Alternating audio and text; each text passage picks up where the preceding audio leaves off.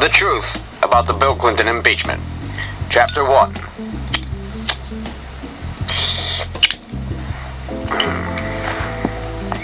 Just do it.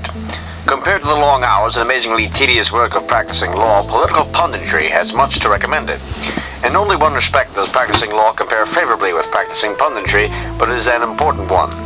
In the law, there are standards, rules, and precedents that must be adhered to by everyone: trial, judges, opposing counsel, jurors, appellate courts, even, in theory, the Supreme Court. The first principle of law is that like cases are supposed to be treated alike. Political commentary is completely different. Like cases are treated unalike with such atrocity as to make the head spin. No general principles can ever be adduced.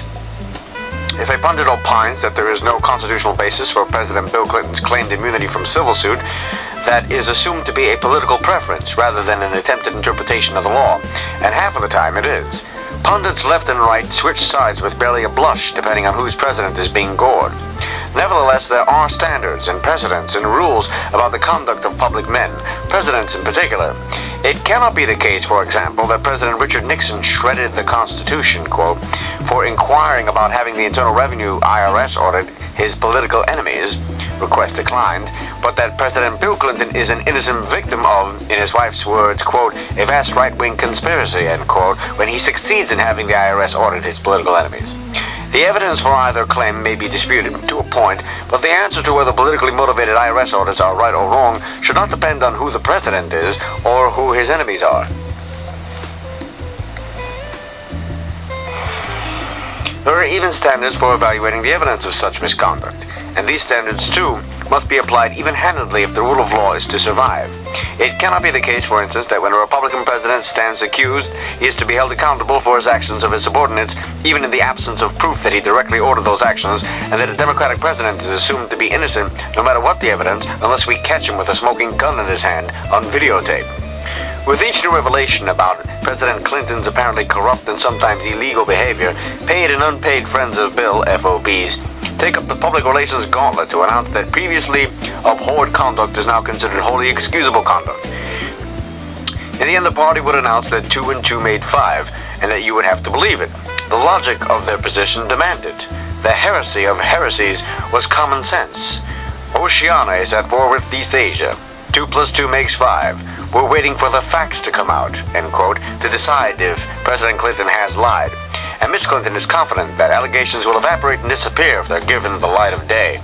The only coherent epistemology at the moment is that once Clinton is caught doing it, it's okay. At this rate, the entire country will soon be molesting interns, lying under oath, buying witnesses, flashing subordinates, or rifling through confidential FBI files.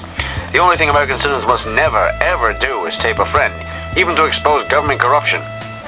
Free John Gotti! And those Floridians who secretly taped Newt Gingrich go to prison for life.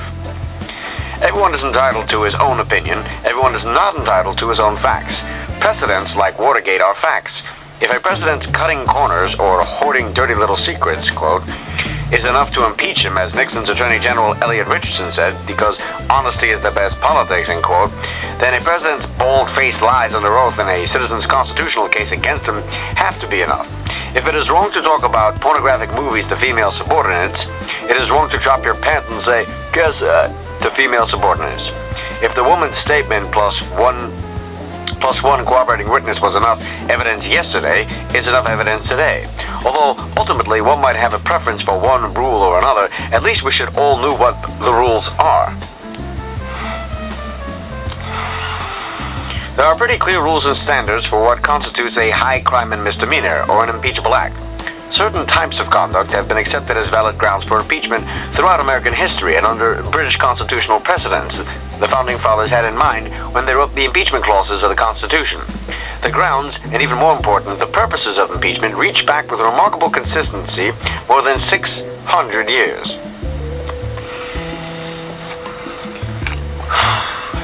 Victim or the crime. When the framers of the Constitution chose the phrase high crimes and misdemeanors to complement treason and bribery as grounds for impeachment, they adopted a unique phrase used for centuries in English parliamentary impeachments, for the meaning of which one must look to history. That statement comes from the report assembled by Representative Peter Rodino's House Judiciary Committee, which framed the articles of impeachment against Richard Nixon. The so-called Bradino Report, entitled Constitutional Grounds for Presidential Impeachment, was the work of, among others, Bernard Nussbaum, who would serve as President Clinton's first White House counsel, and Hillary Rodham, who would serve as the First Lady to President Clinton, the next president for whom impeachable offenses would be an issue. Here's some history. In 1666, Viscount John Mordaunt was charged with impeachment for the high crime and misdemeanor of making uncivil addresses to a woman. In 1680, Sir William Scroggs, Lord Chief Justice of the Court of the King's Bench, was impeached on account of his frequent and notorious successes in debaucheries, bringing the highest scandal on the public justice of the kingdom. In 1701, Edward Earl of Oxford, a member of the King's Council, was impeached for procuring an office for someone known to be a person of ill fame and reputation. In 1881, the Minnesota legislature impeached Judge E. St. J. Cox for frequenting bawdy houses and consorting with harlots. Quite noticeably, all but presumably the last of these are not crimes, even misdemeanors under the criminal law. Though it will come as a shock to people who acquire their legal knowledge from TV pundits, the phrase high crimes and misdemeanors has nothing to do with criminal law. The somewhat startling proposition that high crimes and misdemeanors need not be crimes at all is nonetheless an indisputable fact demonstrated by the great preponderance of authority. In fact, there is no such thing as a high crime and misdemeanor in the criminal law. Just as a sea lion is something completely different from a lion, and a mongoose completely different from a goose, the high crimes and misdemeanors mentioned in the Constitution are completely different from crimes and misdemeanors. Attaching high to crimes and misdemeanors creates an entirely different animal. And as Rodham and Nussbaum once explained to the nation, the framers knew that. Impeachment is not a criminal procedure. The acts that justify impeachment are not necessarily criminal acts, and the purpose of impeachment is not punishment. Indeed, impeachment is not directed exclusively or even primarily at violations of criminal law. Supreme Court Justice Joseph Story, in his great commentaries on the Constitution, was especially eloquent on this point. Not only crimes of a strictly legal character are impeachable offenses, but also political offenses, growing out of a personal misconduct so various that they must be examined upon very broad and comprehensive principles of public policy and duty. First used for an impeachment in 1386, the phrase has always referred exclusively to conduct that could lead to an impeachment. Impeachable offenses encompass a great variety of circumstances which do not properly belong to the judicial character in the ordinary administration of justice and are far removed from the reach of municipal jurisprudence. Johnny Be Good. A high misdemeanor refers not to a criminal offense, just short of a felony, but to misbehavior, bad demeanor. As the Bradino Report explained, quote, from the comments of the framers and their contemporaries, there are marks of delegates to the state ratifying conventions and the removal of power debate in the first Congress. It is apparent that the scope of impeachment was not viewed narrowly, end quote. Impeachment for misbehavior is not, however, as unlimited as it sounds. The behavior at issue is moral behavior, not Emily Post polite society behavior. According to historical precedent, impeachable misbehavior means A, misconduct in the execution of office, or B, scandalous behavior in his private capacity. Or, as Alexander Hamilton put it, the impeachment power is addressed to the misconduct of public men or the violation of some public trust. In the course of prosecuting one of the greatest impeachment trials in the Anglo-American history, the impeachment of Warren Hastings, Edmund Burke said, other constitutions are satisfied with making good subjects. Impeachment is a security for good governors. Burke did not mean that statesmen were supposed to be good in the sense of competent, but good in the sense of moral. It is by this tribunal that statesmen are tried not upon the niceties of a narrow jurisprudence, but upon the enlarged and solid principles of morality. It seems it's the president's principles of morality that are supposed to be enlarged and solid. Statesmen who merely transgress the spirit of the law, Burke said, can never hope for protection from any of its forms. Other presidents being investigated by independent counsels have understood this and have waived even legitimate legal privileges. President Clinton has invoked every legal stonewall in the book, and even some that aren't in the book. Although Burke explicitly ruled out trying impeachments upon the niceties of a narrow criminal jurisprudence, almost any serious crime will evidence a sufficiently diminutive morality as to constitute a high crime and misdemeanor. Still, the standard is morality, not the technicalities of the law. Crimes that are malum in se, or wrong in themselves, such as murder or bribery, would certainly fall within the ambit of high crimes and misdemeanors. Crimes that are malum probitum, or wrong only because the law makes them so, Occupational Safety and Health Act, OSHA violations, for example, would not. The moral underpinnings of the impeachment clause can be understood by considering the framers' purpose in crafting a constitution in the first place.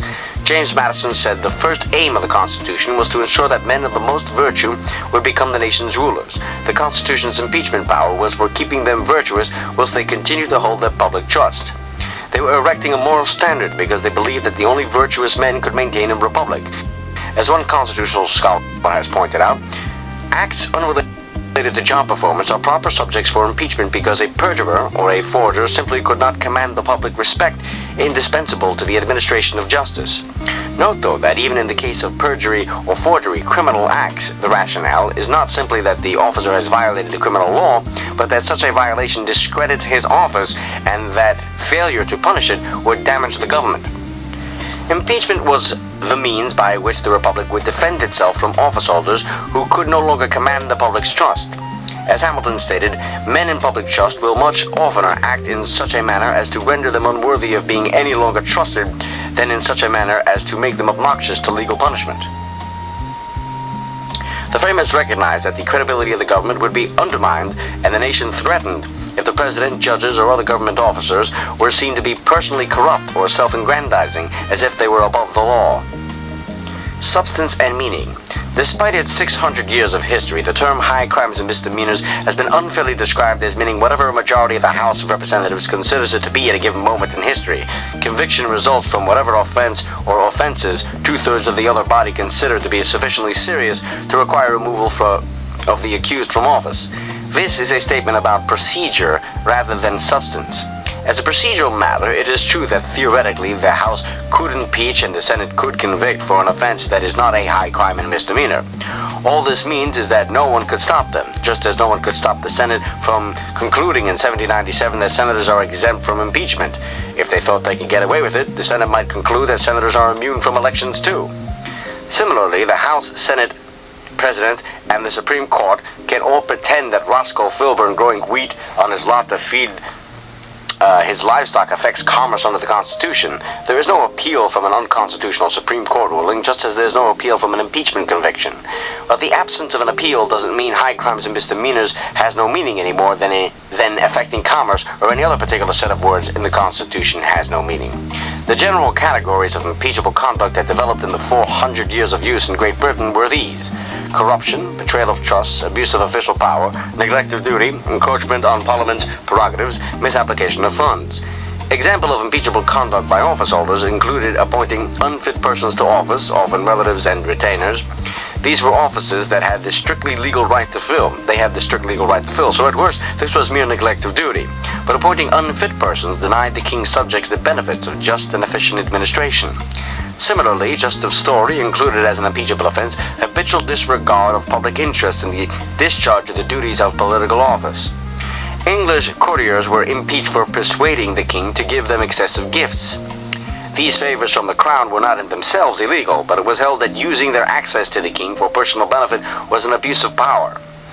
Obviously, the categories tend to bleed into one another, and specific incidents might fall into more than one category.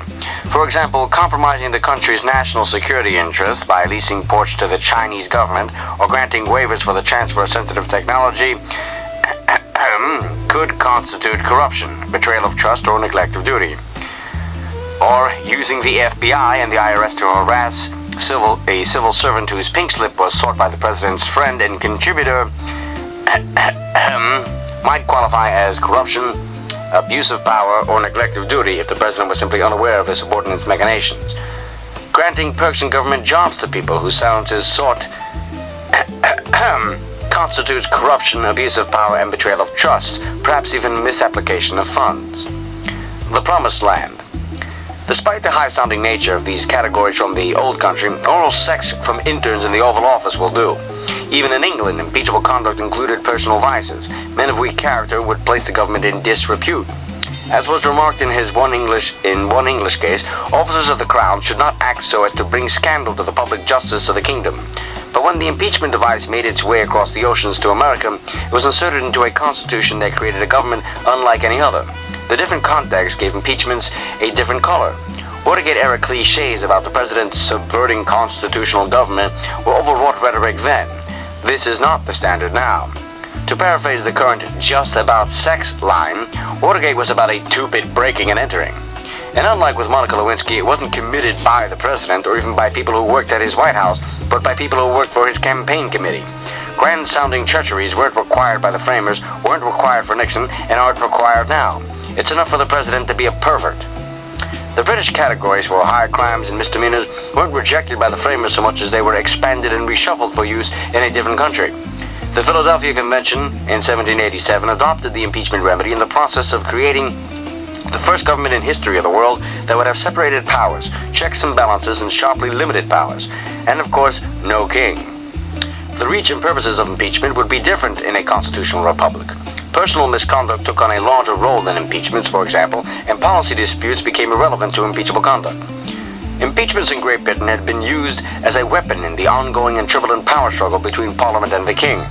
Describing the standard reason for an impeachment, the Earl of Danby, a leader of the impeachment of Clarendon, said that if he did not succeed in hanging Clarendon for high treason, he, the Earl of Danby himself, would be hanged instead. And the wiggling of politics, the Earl of Danby was in fact later impeached, but only imprisoned. The king could not be impeached, but Parliament could weaken him by impeaching his ministers. Consequently, impeachments in Great Britain tended to fall into ponderous, grand-sounding categories such as abuse of power and the encroachment of Parliament's prerogatives. Meanwhile, actual impeachments in this country have been for things like consorting with harlots and drunkenness. The only impeachment convictions ever rendered by the United States Senate were for the high crime and misdemeanors of drunkenness and senility, incitement to revolt and rebellion against the nation, bribery, kickbacks and tax evasion alone, conspiracy to solicit a bribe, and false statements to a grand jury. While Clinton's defenders act as if an impeachable offense must be some immediate threat to the nation, such as the discovery that the president was conspiring with communist agents to turn over vital missile technology to Red China, impeachment was intended to be used and always has been used to remove officers who simply behave amiss. Impeachment scholar Raoul Berger remarked of impeachment American style, once initiated to topple giants, impeachment has sunk in this country to the ouster of dreary little judges for squalid misconduct. But the American variations on impeachable crimes flow directly from the Constitution itself. Power struggles were resolved in advance by the Constitution. Others would be resolved with constitutional mechanisms such as presidential vetoes, veto overrides, and judicial review. Another difference between impeachment in Great Britain and the impeachment in this country is that Congress does not have the authority to hang or otherwise punish the impeached officers. Some might say that eliminating the possibility of beheading or hanging cabinet officials for treasonous defined retrospectively by the legislature was a step up. One additional distinction the Constitution requires is this. Policy disputes are not supposed to be resolved by a resort to impeachment. Since impeachment was used in Great Britain as a weapon against the king, whose veto Parliament could not override, impeachments frequently addressed policy disputes with the king. These were often resolved with a hanging. Members of Parliament couldn't stop the king from entering into treaties they didn't like, but they could impeach his ministers who gave the king such, quote, bad advice, end quote. This was really a method to condemn policies which they believed pernicious to the realm. By contrast, the Constitution gives Congress plenty of tools short of impeachment to oppose the president's pernicious policies. Moreover, the chief magistrate would not govern by divine right, but by the consent of the people. Elections decide policy, impeachment judge character. Staging impeachments over policy disagreements doesn't make sense in the context of the American Constitution. That policy disagreements cannot form the basis for an impeachable offense in this country is more than a logical deduction from the structure and purpose of the Constitution. At the Constitutional Convention, Madison explicitly rejected maladministration as a ground for an impeachment. He said, so vague a term will be equivalent to a tenure during the pleasure of the Senate, and thus high crimes and misdemeanors was adopted instead. Other comments from the framers further demonstrate that the purpose of impeachment did not include policy disputes, but did include personal misconduct. Edmund Randolph said, for example, no man ever thought of impeaching a man for an opinion. It would be impossible to discover whether the error in opinion resulted from a willful mistake of the heart or an involuntary fault of the head. Apparently, a willful mistake of the heart, when discernible, would constitute grounds for impeachment and removal. When Hamilton described impeachable offenses as political, he did not mean partisan. The president cannot be impeached for issuing executive orders that are strongly opposed by New York Times columnist Anthony Lewis. Rather, high crimes and misdemeanors are political in the sense that they relate chiefly to injuries done immediately to the society itself. Since policy matters are necessarily off the table, in a sense that leaves only personal misconduct, or as Edmund Randolph put it, willful mistakes of the heart. Perhaps the more significant American innovation on impeachment was that the chief magistrate could be impeached. Indeed, it was the president the framers had in mind when they drafted impeachment clauses. Having just fought a war to get rid of a king, the framers had the preferity of the chief magistrate clearly in their sights when they included broad grounds for impeachment. They discussed the Constitution's impeachment power in terms of removing a president who misbehaves or behaves amiss, as two of the delegates put it. Madison wrote that impeachment was meant to remove presidents for incapacity, negligence, or perfidy. And Hamilton wrote that the entire process of selecting a president was designed to ensure that some fit person, notably for ability and virtue, would be chosen to that office. As a backup mechanism to prevent rogues from holding office, they provided for impeachment. To have the president's behavior propel the country into a national discussion of whether oral sex counts as adultery would have been a blatant high crime and misdemeanor if the framers could possibly have imagined any president would sink so low. The last time. But one doesn't have to look back to the Constitutional Convention for the standards. The country last faced the need to remove a president just 25 years ago, during the writing of this, during the presidential scandal known as Watergate. Half the country actually lived through the most recent precedent for impeaching a president. On July 27, 1974, the House Judiciary Committee adopted 3 articles of impeachment against Richard Nixon. The charges against him were neatly summarized in 2 sentences at the bottom of the indictment. In all of this, Richard Milhous Nixon has acted in a manner contrary to the trust as president and subversive of constitutional government, to the great prejudice of the cause of law and justice, and to the manifest injury of the people of the United States. Wherefore, Richard M. Nixon, by such conduct, warrants impeachment and trial and removal from office. To say that Nixon was forced to resign for acting in a manner subversive of constitutional government is meaningless without knowing what the acts compromised that subversion. In brief, Nixon's subversion consisted of 1 presidential lie, 1 invocation of presidential privilege, and 0 criminal offenses. The standard for constitutional government subversion, or whatever the impeachable offense is called, should not be a function of poll numbers plus the misery index. Impeachment, as the country was reminded in 1974, is intended to reinforce the heavy constitutional cables that hold even heads of state to the rule of law. If a president can slip these cables, we no longer have a constitutional republic. We end up with an imperial presidency, as Anthony Lewis and company ceaselessly intoned during the Nixon presidency, right on up to the election of President Carter, to be reintroduced during the Reagan years. As Nixon discovered, the president's obligations go far beyond the requirement that he not criminally obstruct justice. Madison explained if the president be connected in any suspicious manner with any person, and there be grounds to believe he will shelter him, the House of Representatives can impeach him. They can remove him if found guilty. Using the power of the presidency to pardon crimes which were advised by himself, or to stop inquiry and prevent detection of crimes, was, according to Madison, an impeachable offense. Nixon talked about political audits by the IRS, but no political audits were ever conducted, except of Nixon himself. Nixon invoked 1 privilege 1 time, and this was somewhat legitimate since the Supreme Court did in fact recognize a brand new legal privilege. Nixon permitted his subordinates to delay 1 investigation once for 2 weeks. The worst that could be said of Nixon's alleged obstruction of justice was that he thought the president had a right to fight a legal case just like a private citizen might. But as Nixon's first special prosecutor, Archibald Cox, said, there is a radical difference between what people expect of a president and his aides and what they will cynically tolerate from time to time in municipal aldermen or county commissioners. A president cannot act like a municipal alderman. He certainly should not be able to act like O.J. If Nixon telling 1 lie, not under oath, constituted the creation of an imperial presidency demanding the president's impeachment, what has Clinton created by repeated lies, not only to the public, but under oath? Lying to the American people is a clear betrayal of trust. There is no question that this is an impeachable offense, assuming the lie does not fall under the president's duties, such as protecting the military as commander-in-chief. That may sound odd, given how thoroughly politicians are associated in the public eye with lying. But throughout American history, acknowledged instances of presidents lying to the nation are both rare and notorious. In fact, Nixon's lie that the White House had conducted its own internal investigation of the Watergate break-in and found that no White House personnel had been involved was actually cited in the first article of impeachment voted by the Burdino Committee. Article 1 charged Nixon with, among other things, making or causing to be made false or misleading statements for the purpose of deceiving the people of the United States into believing that a thorough and complete investigation had been conducted. The Watergate special prosecutor Leon Jowski said of Nixon's disgrace and resignation, what sank him was his lying. Even President Nixon's most loyal offenders abandoned his cause when they found out that he had indeed lied to the public. Just on one point. The problem is not Watergate or the cover-up. It's that he hasn't been telling the truth to the American people. The tape makes it evident that he hasn't leveled with the country for probably 18 months, and the president can't lead a country he has deliberately misled for a year and a half. That, incidentally, was how Nixon's speechwriter, Pat Buchanan, explained to Julie Nixon that her father had to go. Meanwhile, President Clinton has lied repeatedly, openly, and directly to the American people. He does not even seem to care whether there is a plausible sense in which his lies might be justified as half-truths, so long as he can get away with the lie, even temporarily.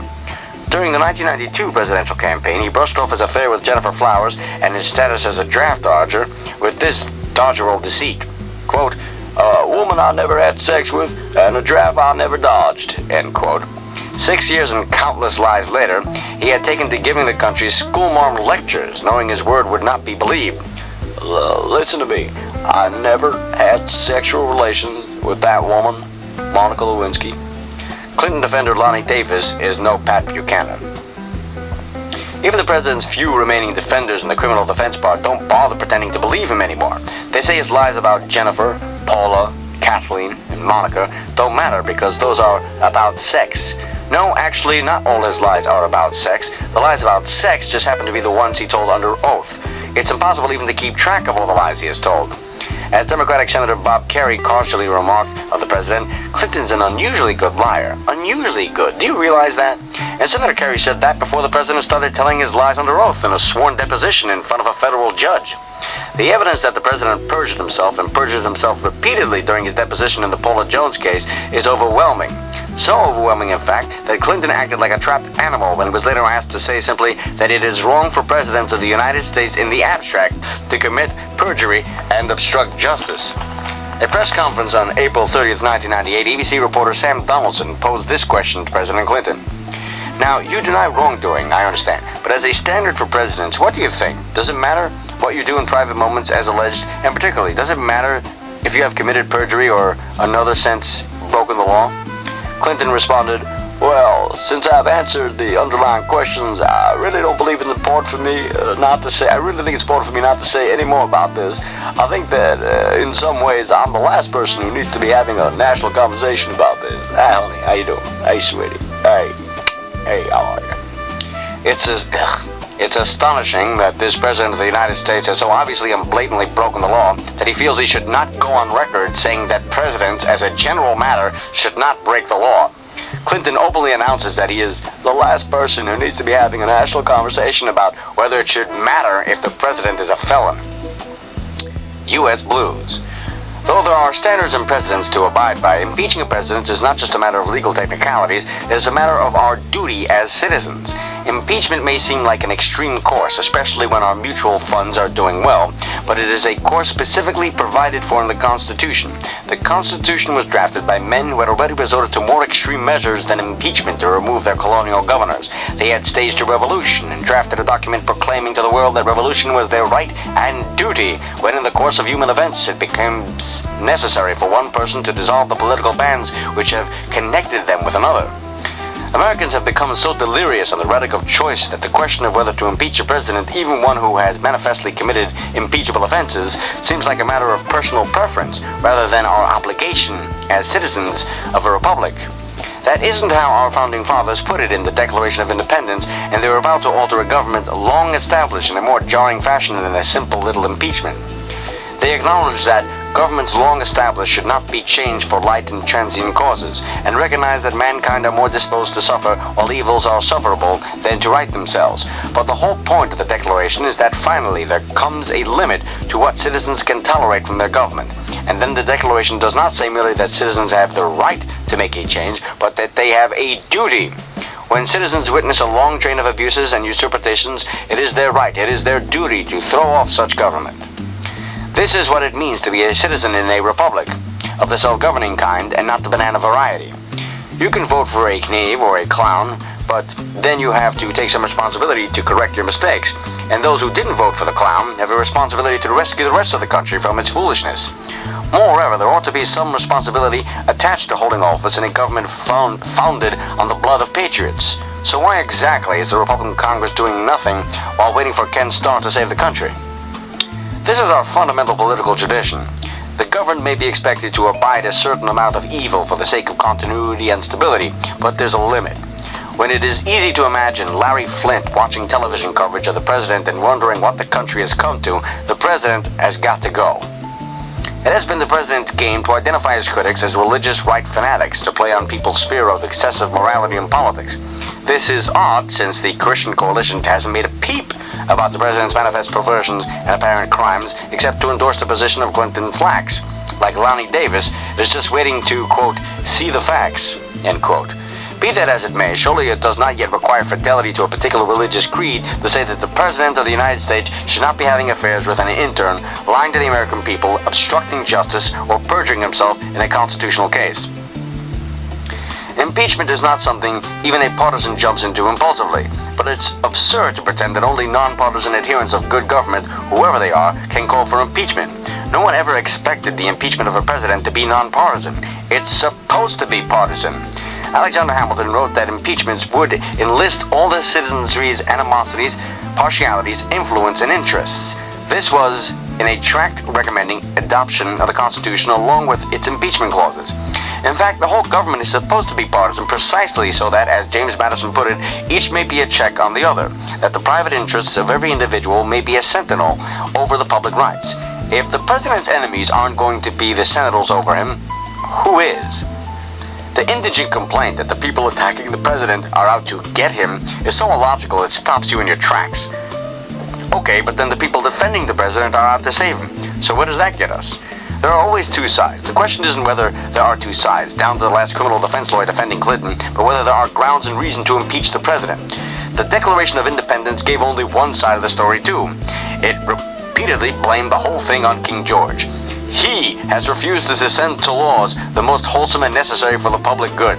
He has obstructed the administration of justice by refusing his assent to laws for establishing judiciary powers. He did this. He did that. It didn't matter that they were out to get King George and that the Tories had a different opinion.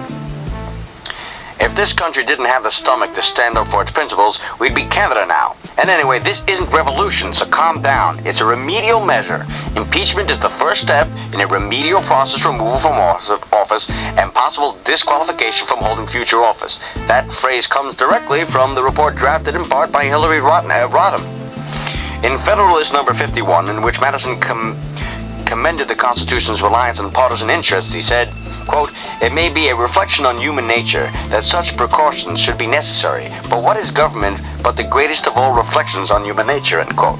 What kind of reflection on our nature might it be if the country were willing to suffer Clinton to continue as president now that we have learned what kind of man he is? The consequences of this can hardly be overstated. Democracy runs on trust, without which phrases like the consent of the governed are meaningless. It is essentially impossible to have democracy if elected leaders do not tell the truth. Everyone knows they do not tell the truth, and no one cares. Presidents who by their deceit spread such cynicism actually do commit offensive that subvert the system of government. As the Declaration of Independence put it, governments are instituted among men, deriving their just powers from the consent of the governed.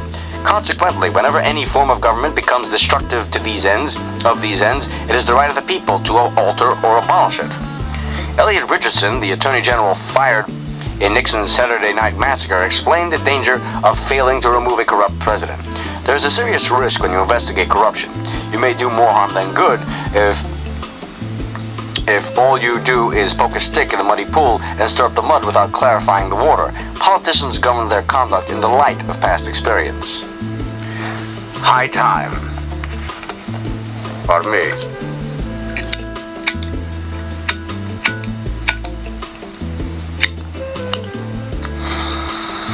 If President Clinton can do whatever he has done and not face impeachment, we will have set an all-new, hereafter unimaginable low-water mark for elected officials. Not just that, but if Congress doesn't have the will to throw him out, Clinton will have established a new standard for the entire country.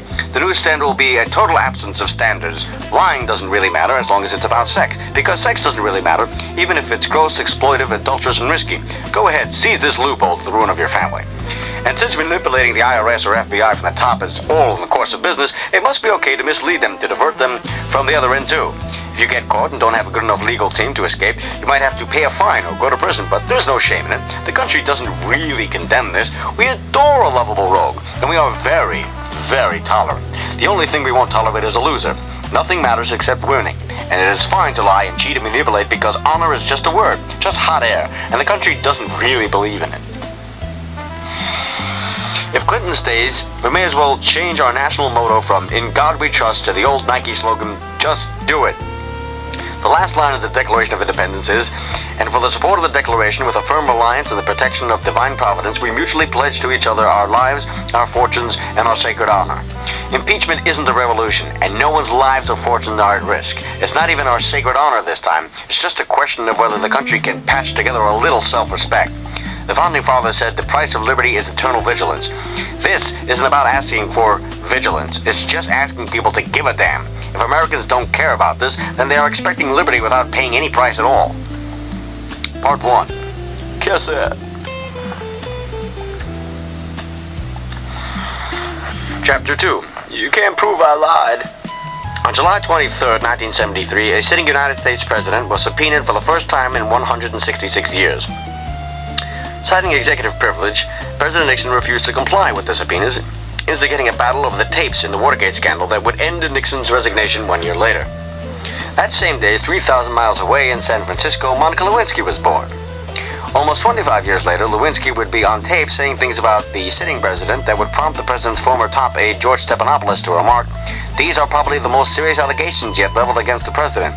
If they're true, they're not only politically damaging, but it could lead to impeachment proceedings." The night the story about the Lewinsky tapes broke, Jay Leno said on The Tonight Show, "Let me be the first to welcome President Gore." Stephanopoulos wasn't the only former Clinton apologist briefly stunned into honesty. The next day, former White House Press Secretary Dee Meyer said, "If he's not telling the truth, I think the consequences are just astronomical." And the Washington Compost editorialized, "This time it's different. The allegations against President Clinton are allegations of extremely serious crimes. If they are true, they cannot be expected to dissolve in an everybody-does-it cloud of ambiguity." Even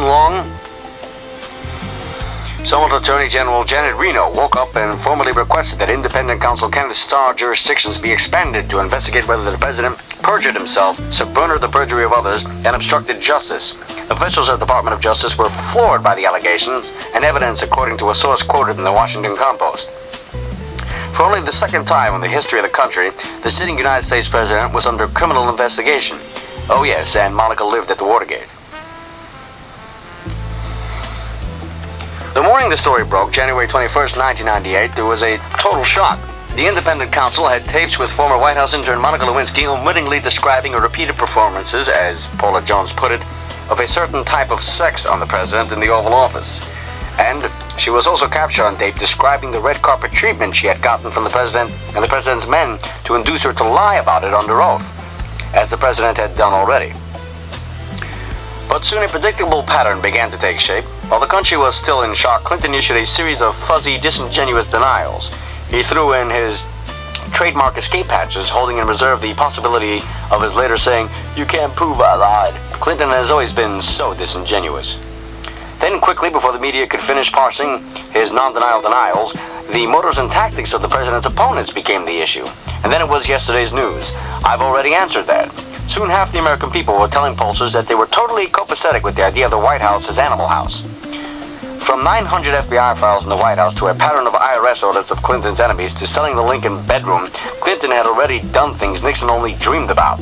Now Clinton had leapt over a boundary of propriety Nixon hadn't even experienced as a constraint. Behavior that wouldn't have been tolerated in a presidential aide 25 years ago was now acceptable behavior for a president. It is difficult to imagine how Clinton could disgrace the presidency any further. Clinton flacks have frequently made the preposterous claim that this whole degrading mess was the Supreme Court's fault for allowing the Paula Jones suit to proceed. Implicit in the claim is that American presidents have always engaged in salacious, reprehensible conduct in the White House, and the White House interns have always talked about earning their presidential knee pads. It is as if somehow the Supreme Court had been holding back all this sewage from the flooding into the presidency, and by the mere historical accident it all caught up with Clinton. In fact, of course, private civil lawsuits against presidents have always been allowed. They certainly have never been disallowed. Other presidents weren't vulnerable because other presidents weren't such pigs. Clinton's Equal Employment Opportunity Commission, EEOC, demands that companies fire employees who are overheard calling women broads. And now he was supposed to have gotten a certain type of sex from a 21-year-old unpaid White House intern right there in the presidential seal. In the Clinton view, the president is not an exemplar, but an exemption, or an exception. The rules that apply to all other Americans don't just apply to President Bill Clinton. 2 weeks after the scandal broke, Wolf Blitzer of CNN said to the president at a press conference, "Mr. President, Monica Lewinsky's life has been changed forever. Her family life has been changed forever. I wonder how you feel about that, and what, if anything, you'd like to say to Monica Lewinsky at this minute." The president smiled as he mulled the question over and then said, "That's good." He chuckled. With the rest of the crowd and continued, "That's good, but at this minute I'm going to stick with my position in not commenting. His whole presidency has been a complete mockery of the American people. Even now, it was all just a game." The underlying case, Jones v. Clinton.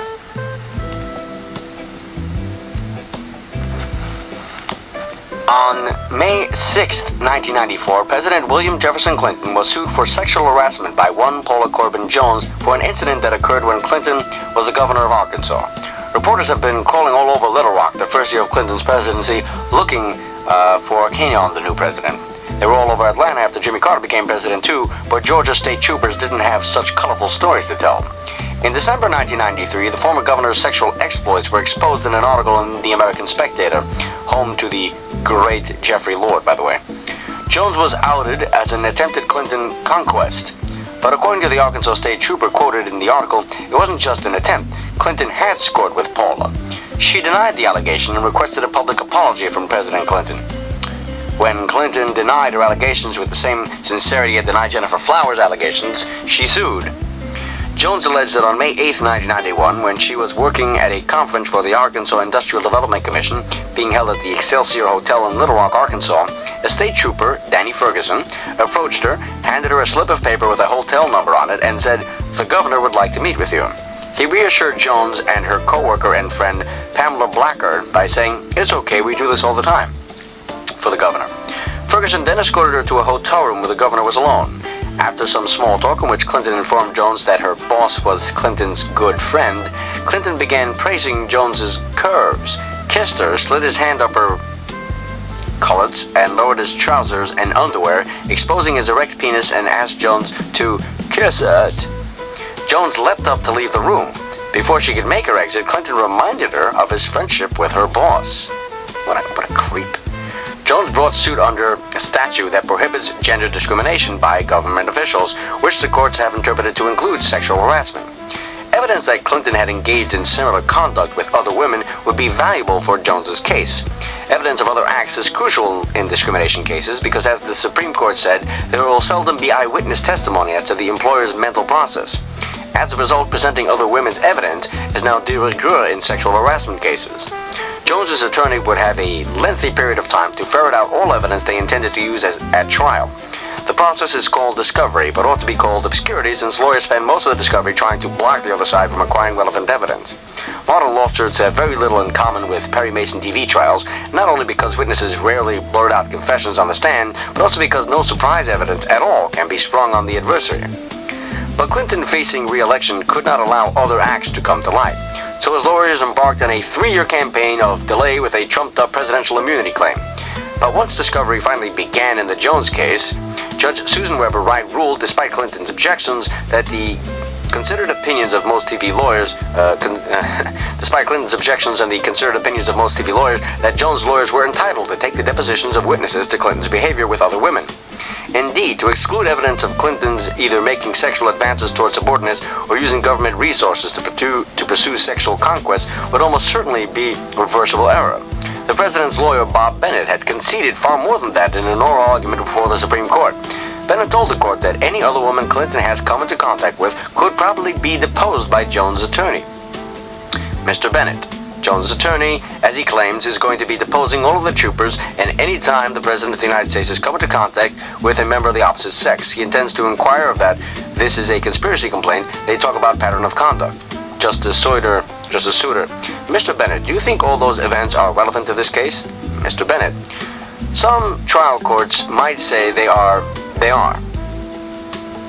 Consequently, Jones' lawyers followed up on leads to any women who might be able to provide evidence in the Paula Jones case of such prior acts by defendant Clinton. This kept them busy. In addition to information about other women they elicited from the Arkansas State Troopers, the Jones team received some anonymous phone calls tipping them off to yet other women who may have been approached by Clinton since he lost the taxpayer-funded escort service he had in the Troopers. It was an anonymous phone call in January 1997, for example, that led them to a former White House volunteer, Kathleen Willey. The caller told Jones's attorney, "I had similar things happen to me." Then around October 1997, Jones's new attorneys and their financial backer, the Rutherford Institute, received phone calls alerting them to a former White House intern named Monica Lewinsky, who had been blabbing to former White House employee Linda Tripp, who had the conversations on tape. As luck would have it, Lewinsky's claimed sexual relations with the president consisted exclusively of the type of sex Jones said Clinton urged on her. Clinton's evidently successful redeployment of the cursor line with Lewinsky on the government's time would help Jones's lawyer establish Clinton's modus operandi. But that was not Lewinsky's only use to Jones. The president had also succeeded with Lewinsky in another matter. He had silenced her. This would go a long way toward explaining to a jury why several women who had already been deposed in the Jones case were admitting to solitary meetings with Governor Clinton in the wee hours of the morning, but only for policy discussions. In December, Jones's lawyer issued subpoenas to both Monica Lewinsky and Linda Tripp. Jones's attorneys hadn't deposed either Lewinsky or Tripp on the eve of Clinton's deposition.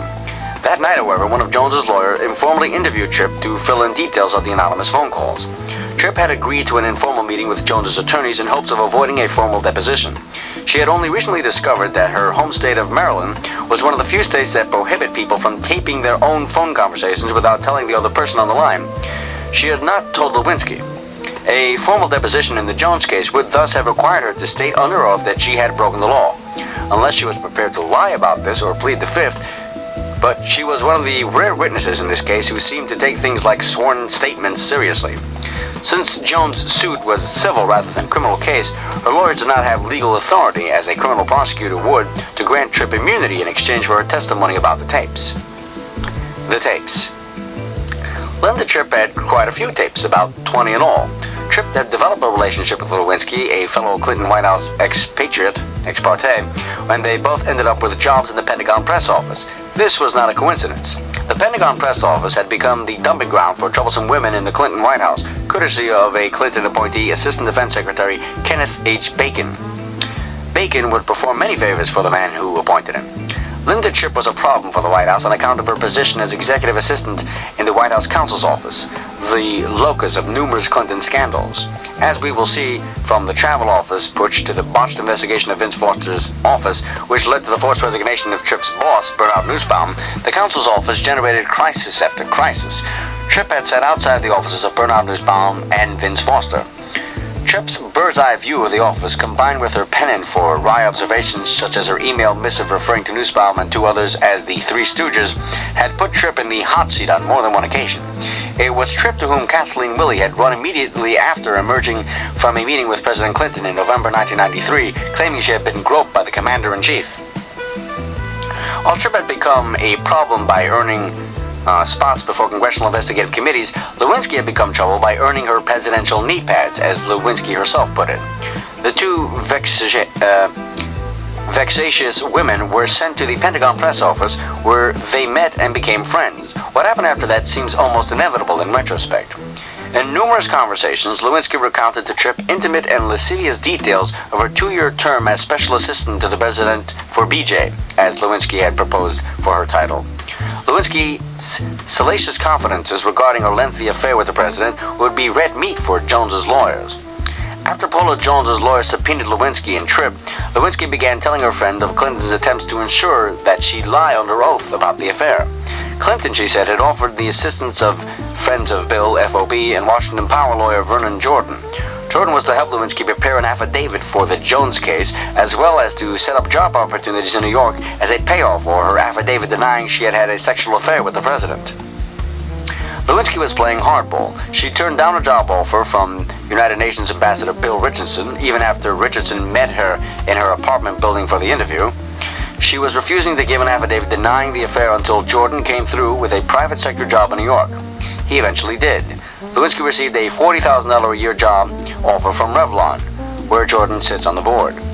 Tripp had been tape recording it all for about 6 months, capturing descriptions of oral sex with the president in a small study of the Oval Office, and capturing as well Lewinsky's attempt to suborn Tripp's perjury.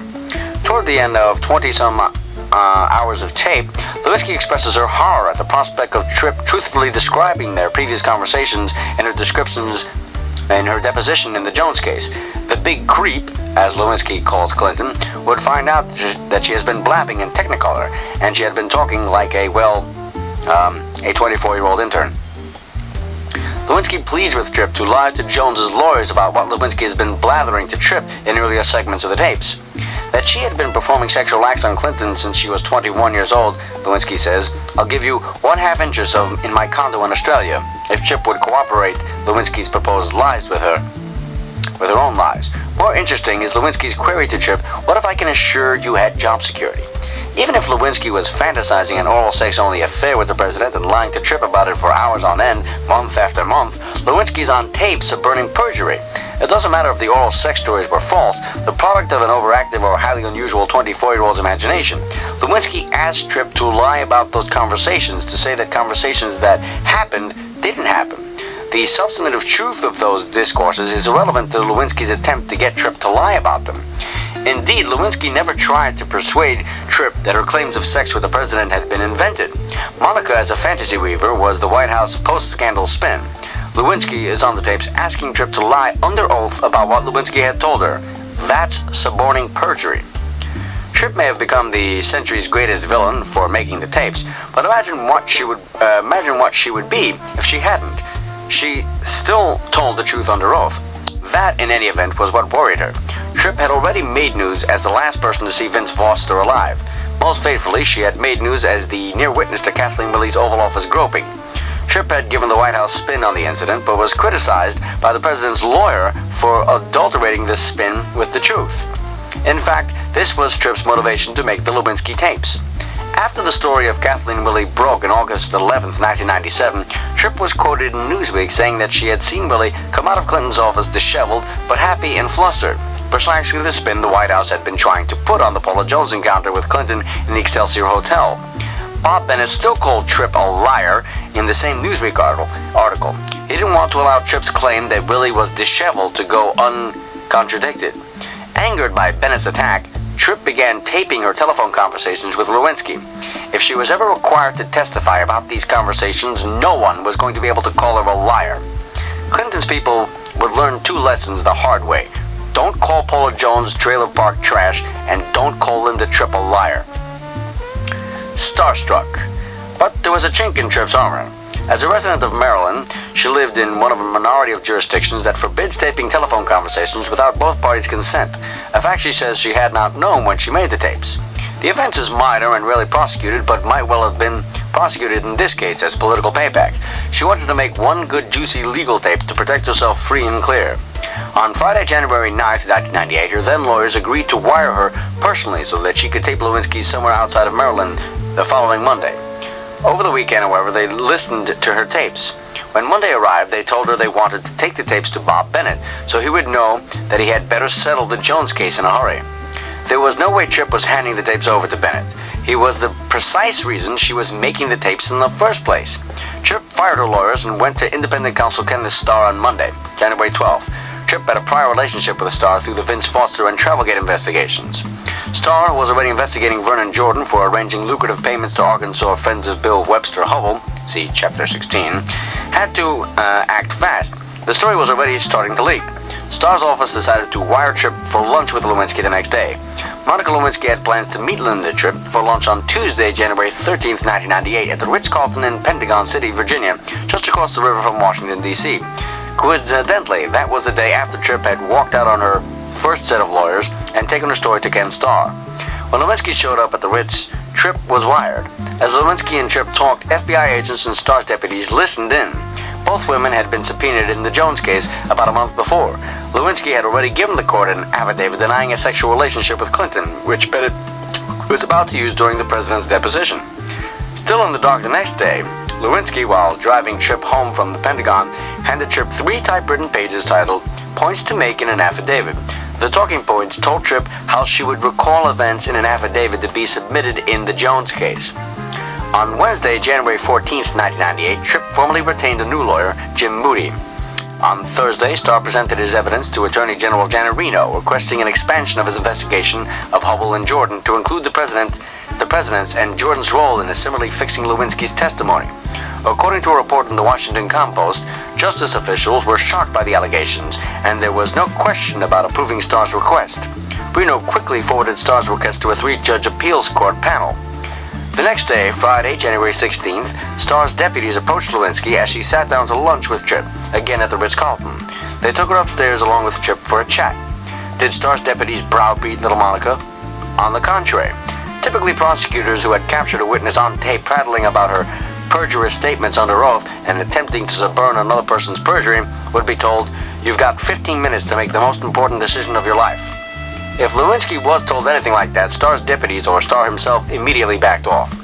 Lewinsky informed the prosecutors that she wanted to talk to her mother before making a decision, rather than talking to a lawyer. Given who her lawyer turned out to be, this would have been a good call if her mother hadn't been who she was. With her daughter in the hands of the most determined prosecutor in the country, she decided to take the scenic route, taking the train from New York rather than flying. Did Starr's deputies take this opportunity to browbeat Monica? No. They agreed to wait all day for Lewinsky's mother to take the train, while taking Monica for lunch in the Pentagon City Mall, followed by a shopping foray at Cart and Barrel. This is not how people caught discussing their felonies on tape are typically treated. Earning her presidential knee pads had brought some perks. Also on Friday, January 16, 1998, Starr's investigation was expanded by order of the Special Division of the D.C. Circuit to investigate to the maximum extent authorized by the Independent Counsel's Reauthorization Act of 1994, whether Monica Lewinsky or others suborned perjury, obstructed justice, intimidated witnesses, or otherwise violated federal law other than a Class B or Class C misdemeanor or infraction in dealing with witnesses, potential witnesses, attorneys, or others concerning the civil case Jones v. Clinton. President Clinton could certainly be one of the others covered by the order, and perjury is a violation of federal law other than a Class B or C misdemeanor or infraction. But the order did not specifically mention the big he, as Monica calls President Clinton on the tapes, nor by Friday, January 16th, had the big he given any testimony yet. In the Jones case, the order was entered the day before Clinton perjured himself at his deposition. On Saturday morning, it probably took only a few minutes after the oath was administered at 10:30 a.m. before the big he launched one of his whoppers. The perjury investigation could probably have been in full swing by 10:35 a.m., but it would not be for another 4 months that the public would definitively learn that Starr was expressly investigating allegations of misconduct against the president. On Saturday, as President Clinton was being deposed by Jones's lawyer, a friend of the Lewinsky family, Los Angeles lawyer William Ginsburg, flew to Washington to represent the former White House intern. Chapter 3. Provocateur-in-Chief, the President's Deposition. The next day, Saturday, January 17th, Jones's lawyers took President Clinton's deposition, an out-of-court legal procedure in which lawyers questioned witnesses under oath. This was the first time a sitting president had ever been deposed in his own case. Armed with Tripp's recollection of Monica's midnight confessions, Jones' lawyer James Fisher asked the president detailed questions about his relationship with Lewinsky. The president's lawyer, Bob Bennett, attempted to block the questioning about Lewinsky altogether by brandishing her post-Revlon affidavit and saying, as he put it, that there's absolutely no sex of any kind in any manner, shape, or form with President Clinton, and requesting that she not be required to give testimony in the Jones case. Judge Wright, however, allowed Fisher to proceed with questions to the president following up this line of inquiry. And what a line it was. As Fisher asked increasingly detailed questions about Jane Doe number 6, Lewinsky's public designation, Clinton surely realized the jig was up. Question. Have you ever met with Monica Lewinsky in the White House between the hours of midnight and 6 a.m.? Answer. I certainly don't think so. Have you ever met... Whoops. The provocateur-in-chief needed to expand on, I certainly don't think so. Answer. Now let me just say, when she was working there, there may have been a time when we were up working late. There are lots of, on any given night, when Congress is in session, there are always several people around until late in the night, but I don't have any memory of that. I just can't say that there could have been a time when that occurred. I don't remember it. He had a master's precision of knowing just when to lie outright and when to dissemble. Not only did Jones's lawyer know about Lewinsky, they knew about the workers' and visitors' entrance systems, WAVES, logs maintained by the Secret Service that document the precise time and general purposes of all visits by outsiders to the White House. Lewinsky had visited Clinton at the White House more than 36 times since leaving her White House employ, including on December 28, 1997, about 10 days after she had been officially subpoenaed in the Jones case. The only cover for these meetings was that Lewinsky would list Betty Currie, the president's secretary, as the person she was visiting. Apparently this had not thrown Jones's lawyer off the scent. Question. Has that ever happened that a White House record was created that reflected that Betty Currie was meeting with Monica Lewinsky when in fact you were meeting with Monica Lewinsky? Answer. Not to my knowledge. The next day, Clinton personally called Currie to the White House for an emergency coaching session on what her recollections about Lewinsky's visit should be. The White House would later refuse to turn over the Waves logs to an eager press, though it had done so the year before during congressional probes of Clinton fundraising practices. Eventually, Jones's attorney would subpoena the Waves logs. Despite the White House's dogged attempts to portray the Monica scandal as only about sex, the looming question for both Jones's lawyer and Clinton himself during the deposition was clearly whether the president had obstructed justice in the Jones case by trying to prevent Jones's lawyers from finding out about Lewinsky, such as during that December 28th meeting in the White House. Indeed, one of the strangest aspects of the president's deposition was that Judge Wright and Bob Bennett were required to ask Clinton to speak up whenever the questions veered toward the possibility they had suborned Lewinsky's perjury. The most booming glad-hander ever to occupy the Oval Office had suddenly lost his voice, and he started talking like George Bush. As the questions went from whether the president had discussed Lewinsky's testimony with her to whether the president had arranged for the UN ambassador to get her a job, Clinton's answers became confused and inaudible. With an especially nice touch, the president stalled for time by repeatedly commenting, "I want to be as accurate as I can." Question. Did you ever talk with Monica Lewinsky about the possibility that she might be asked to testify in this case? Answer. Bruce Lindsay. I think Bruce Lindsay told me that she was. I think maybe that's the first person who told me she was. I want to be as accurate as I can. Mr. Bennett. Keep your voice up, Mr. President. The witness. Okay. Answer. But he may not have. I don't have a specific memory, but I talked with him about the case on more than one occasion, so he might have said that. Question. I believe I was starting to ask you a question a moment ago, and we got sidetracked. Have you ever talked to Monica Lewinsky about the possibility that she might be asked to testify in this lawsuit? Answer. I'm not sure. I'll tell you why I'm not sure. It seems to me that I want to be as accurate as I can be here. It seems to me that last time she was there to see Betty Currie before Christmas, we were joking about how you all with the Rutherford Institute were going to call every woman I've ever talked to. I said, Mr. Bennett, we can't hear you, Mr. President. Clinton instinctively reverted to attacking Jones's lawyers as members of a vast right-wing conspiracy to get him. We were joking about how you all, with the help of the Rutherford Institute, were going to call every woman I've ever talked to, end quote. In fact, Jones's lawyer were interested only in calling in every woman Clinton had ever attempted to grope, proposition, or seduce. That group just happened to be as strongly correlated with every woman the president had ever talked to. Question. Is it your understanding that she was offered a job at the UN? Answer. I know that she interviewed for one. I don't know if she was offered one or not. Question. Have you ever talked to Bill Richardson about Monica Lewinsky? Answer. No. Question. What is his title? Answer. He's the ambassador to the UN. Judge Wright. I'm sorry, I didn't hear that. Witness. He's the ambassador to the UN. Question. Have you ever asked anyone to talk to Bill Richardson about Monica Lewinsky? Answer. I believe that what I know about that is I believe Monica asked Betty Currie to ask someone to talk to him, and she talked to him and went to an interview with him. That's what I believe happened. Question. And the source of that information is who? Answer. Betty. I think it was Betty. I think Betty did that. I think Monica talked to Betty about moving to New York, and my recollection is that was the chain of events. Before the end of his garbled responses on efforts to suborn perjury, the president had finally settled on the fall guy, Betty Currie. Betty did that, end quote, quickly became the leitmotif of Clinton's deposition. One of the most amusing exchanges in the entire deposition, in the entire case really, is when Clinton is asked about the gifts he and Lewinsky exchanged. The Jones lawyers clearly knew a lot more than he thought anyone knew.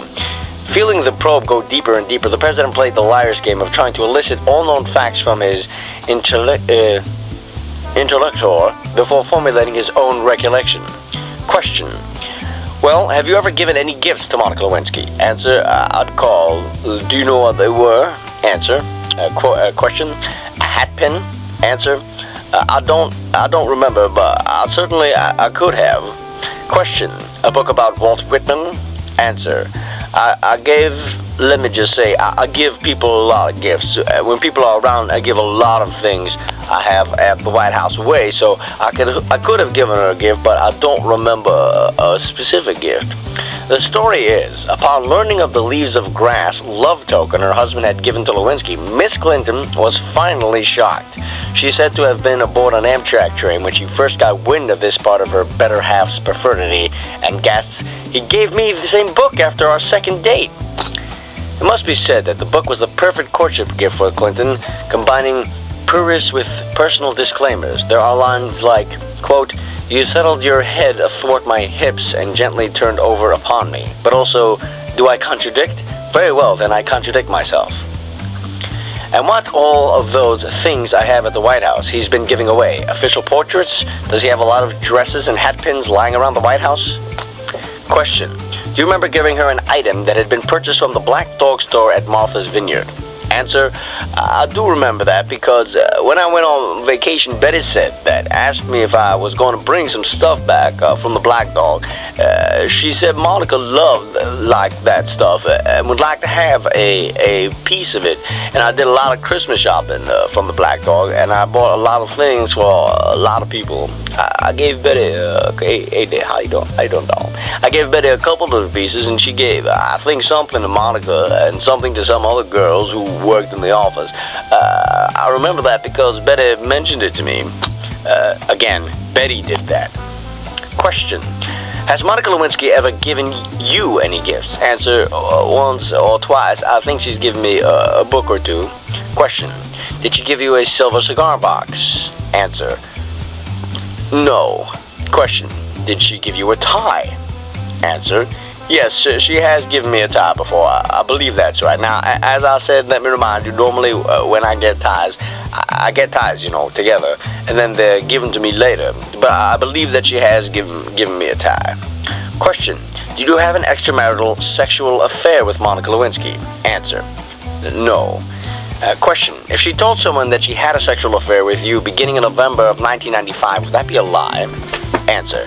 It's certainly not the truth. It would not be the truth. Question.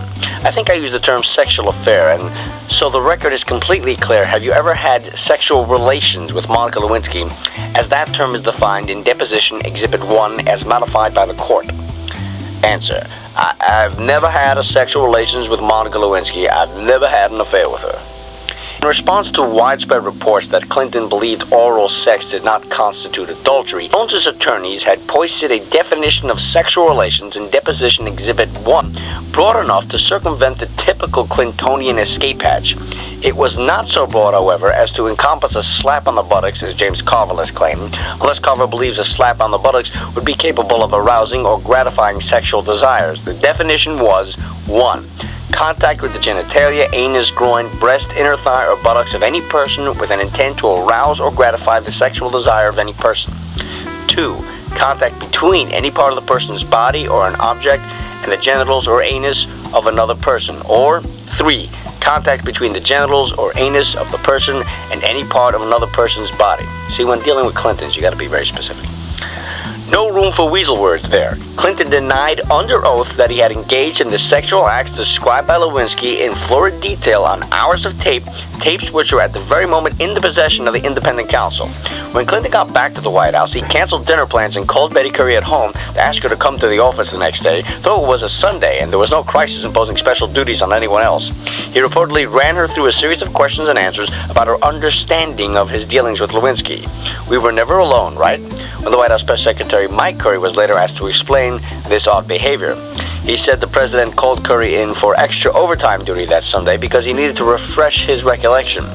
McCurry did not explain why the president needed to refresh his recollection for questions he had already answered under oath on videotape, and therefore, as far as he knew then, would never again have to answer. Prior to the deposition, Clinton had apparently already refreshed his recollection enough to recall things he had forgotten throughout the 1992 campaign. One of the most peculiar exchanges during the deposition was this. Question: Did you ever have sexual relations with Jennifer Flowers? Answer: The answer to your question is yes. Question: On how many occasions? Answer: Once. Question: In what year? Answer: 1977. During the campaign, Clinton had said that Flowers was a friendly acquaintance and that the affair did not happen. On 60 Minutes, he affirmed that he was, as the questioner put it, categorically denying that he had ever had an affair with Jennifer Flowers, earnestly insisting, "I've absolutely leveled with the American people." Whoops. Flowers had not only testified under oath about the affair, but had also published a book describing sex with Clinton in immoderate detail. The odd thing was that Clinton bothered to deviate at all from the deny strategy that he had outlined for Jennifer Flowers years ago on her tapes. Flowers had made tapes of some of her conversations with then-Governor Clinton that clearly corroborated her claimed affair with him. Presumably, Clinton's lawyer, Bob Bennett, was aware of the Flowers tapes and had sternly advised his client about the penalties for perjury. Clinton had, after all, conceded the authenticity of Flowers' tapes by apologizing to then-Governor Mario Cuomo of New York for remarks he had made on the tapes, while denying their authenticity as to anything suggesting he had had an affair with Flowers. Clinton can be heard on the tapes remarking that Cuomo acts like a mafioso and calling him a mean son of a bitch. After Flowers released the tapes, Clinton moved quickly to shore up the Italian vote, saying, "If the remarks on the tape left anyone with the impression that I was disrespectful to either Governor Cuomo or Italian Americans, then I deeply regret it." Cuomo initially refused the if-then apology. Still, once. Chapter 4. The Monica story breaks. Clinton's legacy is formed. The BJ president. Late on Saturday night, January 17th, the day of Clinton's deposition, Matt Drudge broke the story of the Lewinsky trip tapes in his Drudge Report on the internet in a world exclusive. 3 nights later, the Washington Compost released the story on its website, running it as a front-page story of its Wednesday edition. And Newsweek's webpage included a lengthy section on why their senior editors in New York had spiked Michael Isikoff's story that Saturday, which would have been the original world exclusive on the Lewinsky matter. As each additional fact came out day after day and hour after hour, the possibility that there would be an innocent explanation became increasingly remote. All the pieces would fit together only if the true explanation was the one Lewinsky gave on the tapes, rather than the version in her affidavit. Apart from the immortal "kiss it," the remainder of Clinton's legacy was formed that week. On Wednesday, January 21st, McAndrews and Forbes, which owns Revlon, released a statement admitting that Lewinsky had been offered a public relations job with Revlon on the recommendation of Revlon board member Vernon Jordan. In light of the circumstances, the statement said they were rescinding the offer. Revlon had extended the offer a few days after receiving a call from Jordan requesting that Lewinsky be made a job offer. Jordan made the call on January 8th, the day after Lewinsky had signed the affidavit. Job offer in hand, Lewinsky submitted her signed affidavit to the Jones Court on January 16th. Also the next day, the president, looking very guilty, said, "There is no improper relationship." When asked if there was ever an improper relationship, he replied he would cooperate fully with the investigation. Somehow that didn't end the matter. Again and again, he denied that he had used Lewinsky for oral sex, saying, "These allegations are false." But leaks from Clinton's deposition had recently established that Clinton had finally come clean about the Flowers affair, which he had also once described as, quote, false, end quote. Clinton's individualized understanding of words appeared to include interpreting the word false to sometimes mean true. On January 26th, the day before his State of the Union address, the president went before the cameras from the Roosevelt Room of the White House with the little woman at his side. He said, "I want to say one thing to the American people. I want you to listen to me. I'm going to say this again. I did not have sexual relations with that woman, Miss Lewinsky." That still somehow didn't end things. The very first news reports of the Lewinsky tapes noted that an important piece of evidence of Lewinsky's credibility on the tapes would be the Waves logs kept by the Secret Service. Lewinsky had told Tripp of sex sessions with Clinton since she had left the White House in April 1996. If she was telling the truth, the logs would have to show the former low-level staffer being cleared to enter the White House since April 1996. The White House would have every reason to divulge the logs to the press voluntarily if they were Lewinsky-free. The White House did not release the logs. Interestingly, according to sources at the White House citing the Washington Compost, the logs were not released this time around because, with the Lewinsky matter, quote, the danger is legal and thus far more serious, end quote. So while White House flags fanned out across the nation's airwaves to insist the investigation was only about sex, not obstruction of justice, perjury, suborning perjury, or witness tampering, the White House kept the visitor logs under wraps because of the legal issues at stake in the Lewinsky matter. Jones's lawyers had, however, subpoenaed the Secret Service logs.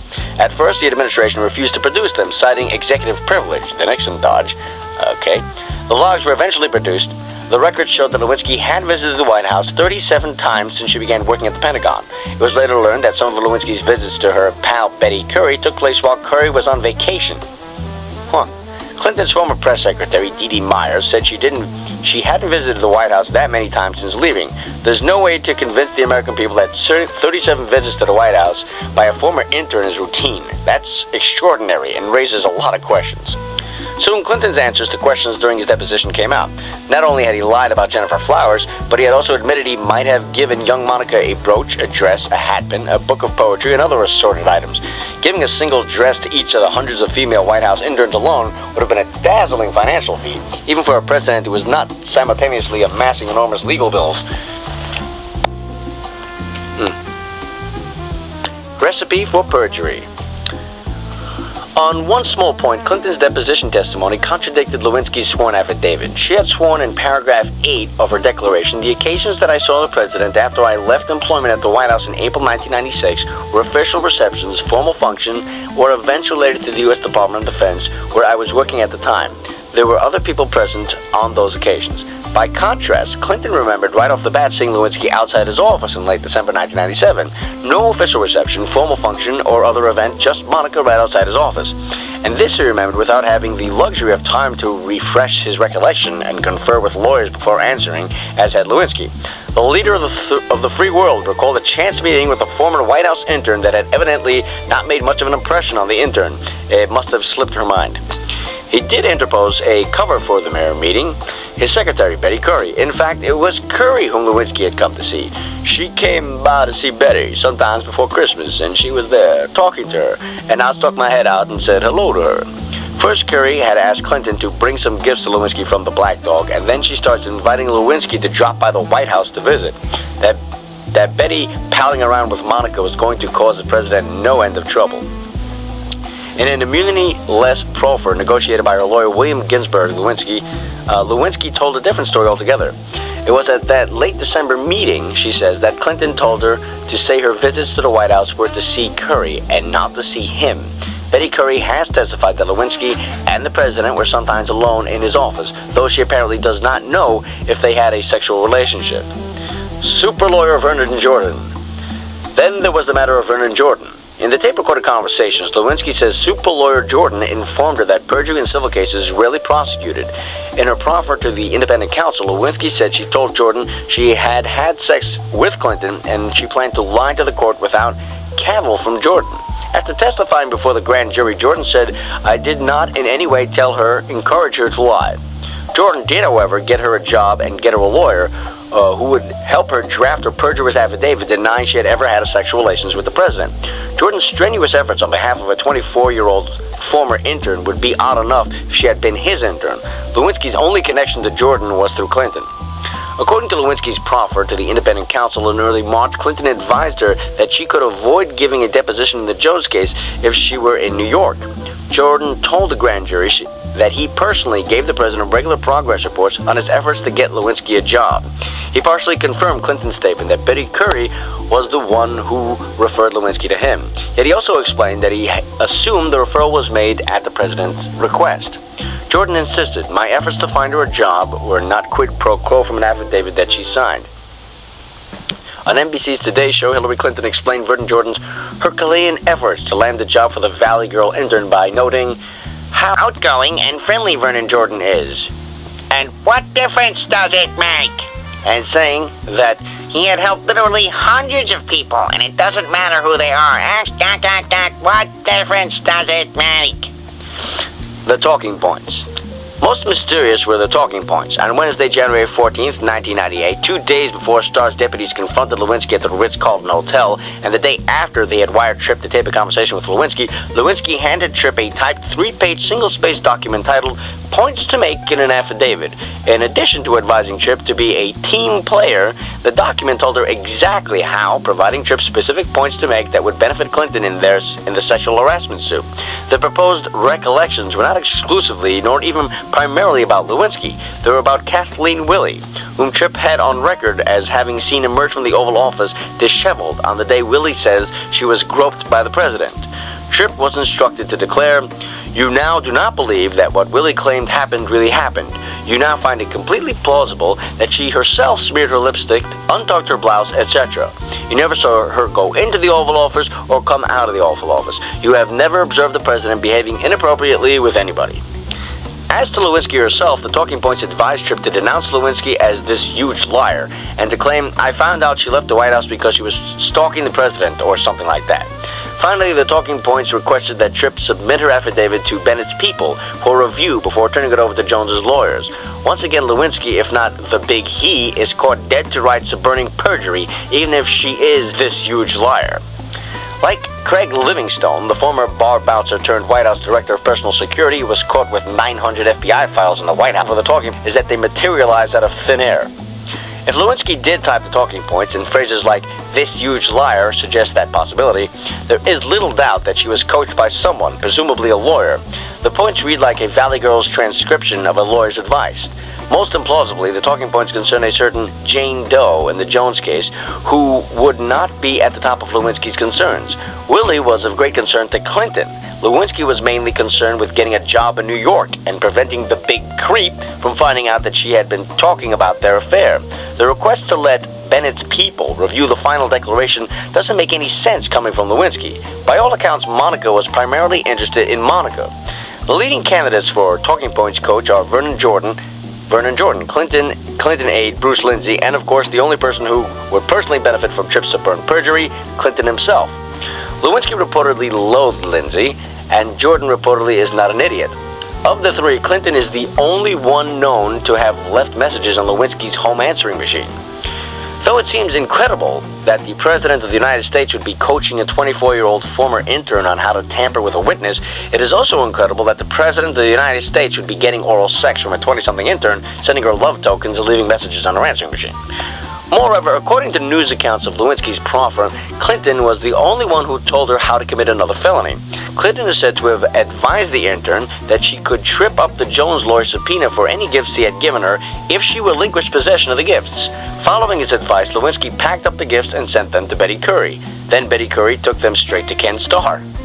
Lewinsky was left holding the bag again. Even if Clinton never laid a finger on Lewinsky and really was just consoling her about monetary policy, she is the only person who clearly concealed these gifts from the court in the Jones case. Concealing subpoenaed evidence from a court is obstruction of justice, a felony. As Lewinsky plaintively notes on the tapes, the only reason she is in this mess is because Clinton wouldn't settle the Paula Jones case. Lewinsky at least has no doubt about who is telling the truth. She tells Tripp that Clinton will never settle with Jones because he's in denial. Jane Doe number 6 explains to Tripp why she is willing to commit perjury for Clinton. "I will deny it so he will not get screwed in the case." Personally, she continues, "but I'm going to get screwed personally." Purpose perjury. Either the president was getting oral sex from Lewinsky while being sued for sexual harassment by Paula Jones, perjuring himself about this relevant evidence sought by Jones's attorneys, suborned Lewinsky's perjury, and persuaded Lewinsky to tamper with another witness in the case, or Lewinsky is this huge liar. In order to believe the huge liar scenario, one would have to believe, among many, many, many other implausible things, that 1. Lewinsky developed a fantasy affair with the president that she was capable of droning on about to several people in vivid detail over a period of at least 1 year. 2. Lewinsky's fantasy would include a derisive and belittling portrait of the president's private parts. 3. The fantasy of a 21-year-old girl would have her repeatedly performing oral sex on a 50-year-old man with physical limitations noted above and with no further sexual satisfaction for her. What are we up to? 4. The fantasy of a 21-year-old girl would also include any significant romantic would also not include any significant romantic accoutrements. 5, I believe we're up to. Lewinsky would try several tacks to persuade Tripp to deny knowing of the affair, including offering to pay Tripp's medical expenses for a foot operation and offering her a 1/2 interest in Lewinsky's condo in Australia. But it would never, ever occur to Lewinsky to just come clean and admit to Tripp that the whole story was a fantasy to begin with. 6, by dint of her sheer force of will, Lewinsky managed to secure a job interview conducted at her apartment complex with Clinton friend and ambassador to the United Nations, Bill Richardson. She would have the job offer, decline it, and then lyingly tell Tripp that the interview and job offer were implicit paybacks for her perjurious affidavit in the Jones case. 7, also, on her own, Lewinsky would procure the assistance of Clinton friend and power lawyer Vernon Jordan, and then again lyingly tell Tripp that the legal assistance and job offer from Revlon were an implicit payback for her perjurious affidavit in the Jones case. Inexplicitly corroborating Lewinsky's payback fantasy, Jordan would later admit that he kept the president informed of his efforts on Lewinsky's behalf. I don't even know what number we're up to anymore. Next bullet. Entirely on her own initiative, Lewinsky sought advice from a lawyer on how she could tamper with Tripp's recollection of an incident having nothing to do with Lewinsky. To wit, Tripp's encounter with Kathleen Willey. Following the lawyer's counsel, Lewinsky typed up a memo titled Points to Make in an Affidavit, instructing Tripp how to discount Willey's smeared lipstick and untucked blouse. The next bullet point. Also on her own initiative, Lewinsky advised Tripp in the talking points memo that Tripp show her affidavit to Clinton's lawyer in the Jones case before submitting it to Jones's lawyer. Next bullet. Lewinsky had a completely innocent reason to pay 36 visits to the White House after leaving her job there, including dates when Lewinsky's close friend, hardworking, discreet Betty Curry was on vacation. Next bullet. It is normal for a middle-aged married man to be leaving messages on a 20-something's home answering machine and exchanging gifts with her. The president confirmed this under oath in his Jones deposition, specifically admitting that Lewinsky had given him a tie and a book or two, and that he had given her gifts from the Black Dog and could have given her a Walt Whitman book and hatpin. These are just some of the things one is required to believe in order to believe the president didn't perjure himself, didn't suborn Lewinsky's perjury, and didn't persuade Lewinsky to tamper with another witness in the case. No one is waiting for the facts to come in any more than O.J. is looking for the real killer. Chapter 5. Kathleen meets Paula. Lewinsky was not the only Jane Doe who would be screwed personally on account of Clinton's offer to screw her presidentially. Soon, even soccer mom Kathleen Willey came in for it from the White House. Willey was a fervent Clinton loyalist, just like all the women who would later tell pollsters they thought Willey was a liar. As she told 60 Minutes interviewer Ed Bradley, she would have Clinton's grope to the grave with her if she had not been outed to Paula Jones's lawyers and ultimately compelled by a court to answer questions under oath in the Jones case. Paula Jones's first set of lawyers had issued a request for Willey's deposition on July 29, 1997. A few months earlier, Jones' lawyer Joseph Camarada had received an anonymous telephone call from a woman claiming to have relevant evidence in Paula Jones's suit against President Clinton. The woman called Camarada, "I had a similar thing happen to me in 1993. Though the anonymous caller may not have actually been Kathleen Willey, and she had explicitly denied being the caller, the tipster talked at great length about herself and her experience with the sexual predator-in-chief, but would not give her name. She said the similar thing occurred a few years back when she met with President Clinton to make a request for a White House job with more responsibility. The gist of her story was that the president took her into a private office adjacent to the Oval Office where he began to comfort her regarding her troubles. He hugged her and then moved from feeling her pain, "I feel your pain," to feeling certain of her body parts as well. The rest of her story largely tracked the content of Jones's allegation in her complaints against Clinton's sexual advances in the Excelsior Hotel. Willey pulled away and left the room. The Jones team went to work to learn the identity of the anonymous caller. From the tip that her husband had committed suicide and consequently was listed on many of the right-wing Clinton associate death lists, Jones' lawyer determined that it was Kathleen Willey, whose husband committed suicide on November 29, 1993. On August 1st, 1997, Newsweek reporter Michael Isikoff broke the story. There was the article that contained a quote from Clinton lawyer Bob Bennett about Linda Tripp that would induce her to begin taping her conversations with Lewinsky.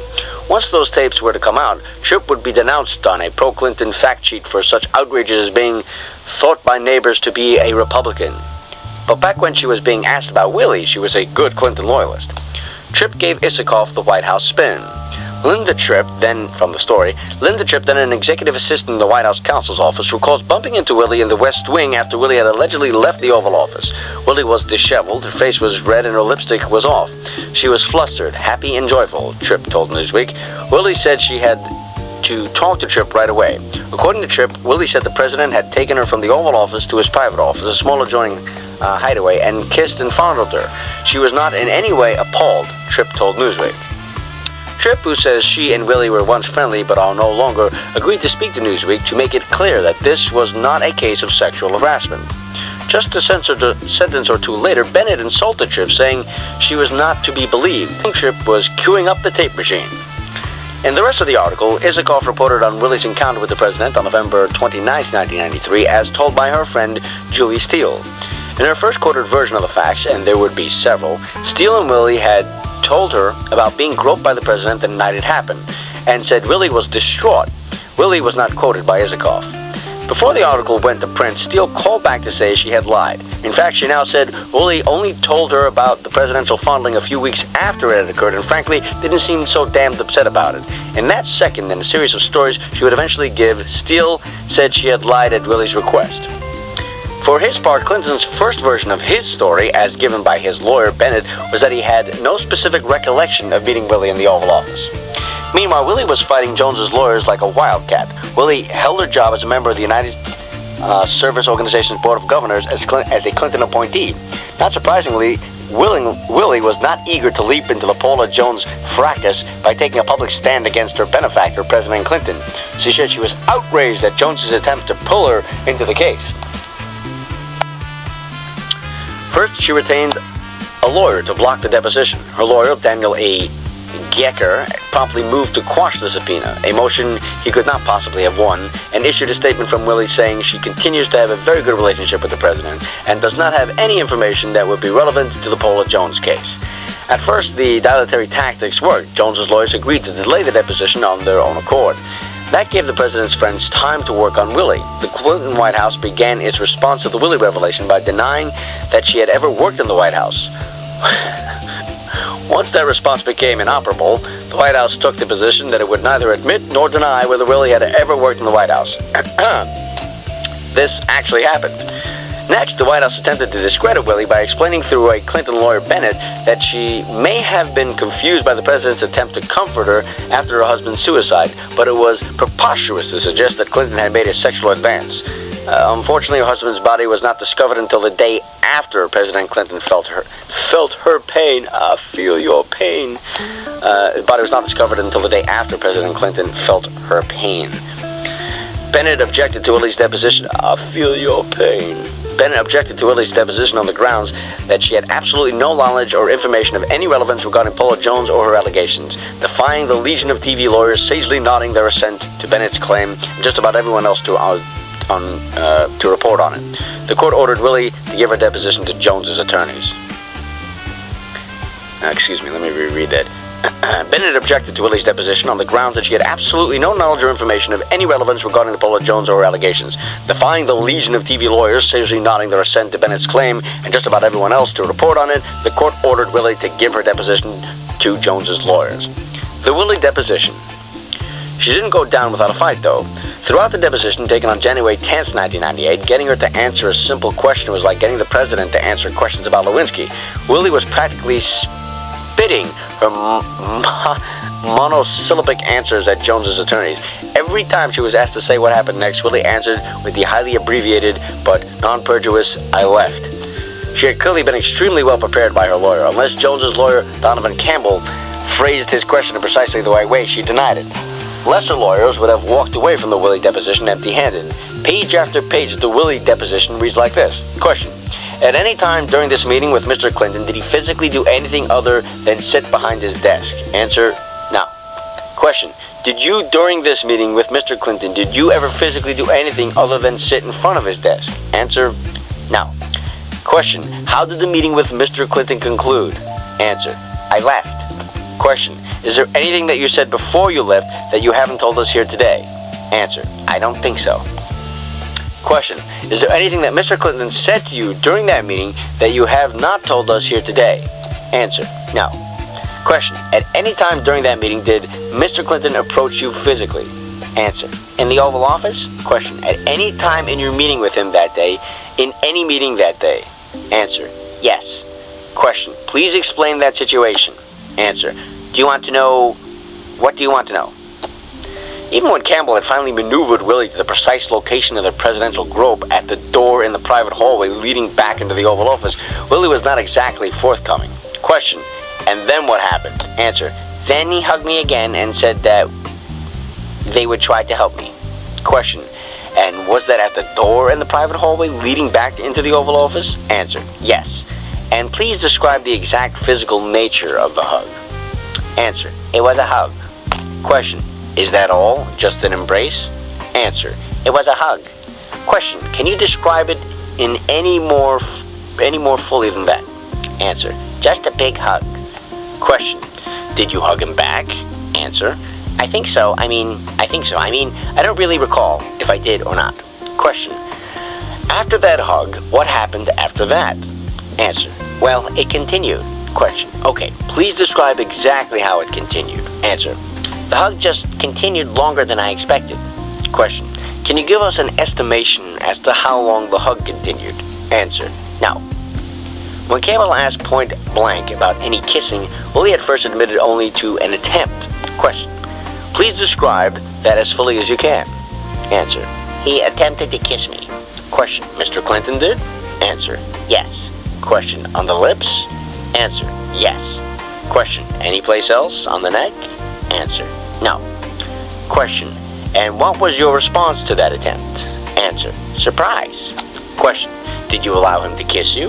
Answer: I don't think so. Question: was he successful in kissing you? Answer: I can't remember. Willie's refusal to obstinacy finally drew a rebuke from the court. When Willie claimed not to recall whether Clinton had touched any part of her body apart from the hug, the judge interjected. I think what Mr. Campbell wants to know is if there was any physical contact between you and the president which had a sexual connotation, and I think you can answer that. Still, Willie obfuscated. Later, the court again instructed Willie to answer the question, saying, we've got to move along. Finally, the Simon Says game paid off. Question: did Mr. Clinton ever place his hands on any part of your buttocks? Answer: I don't remember.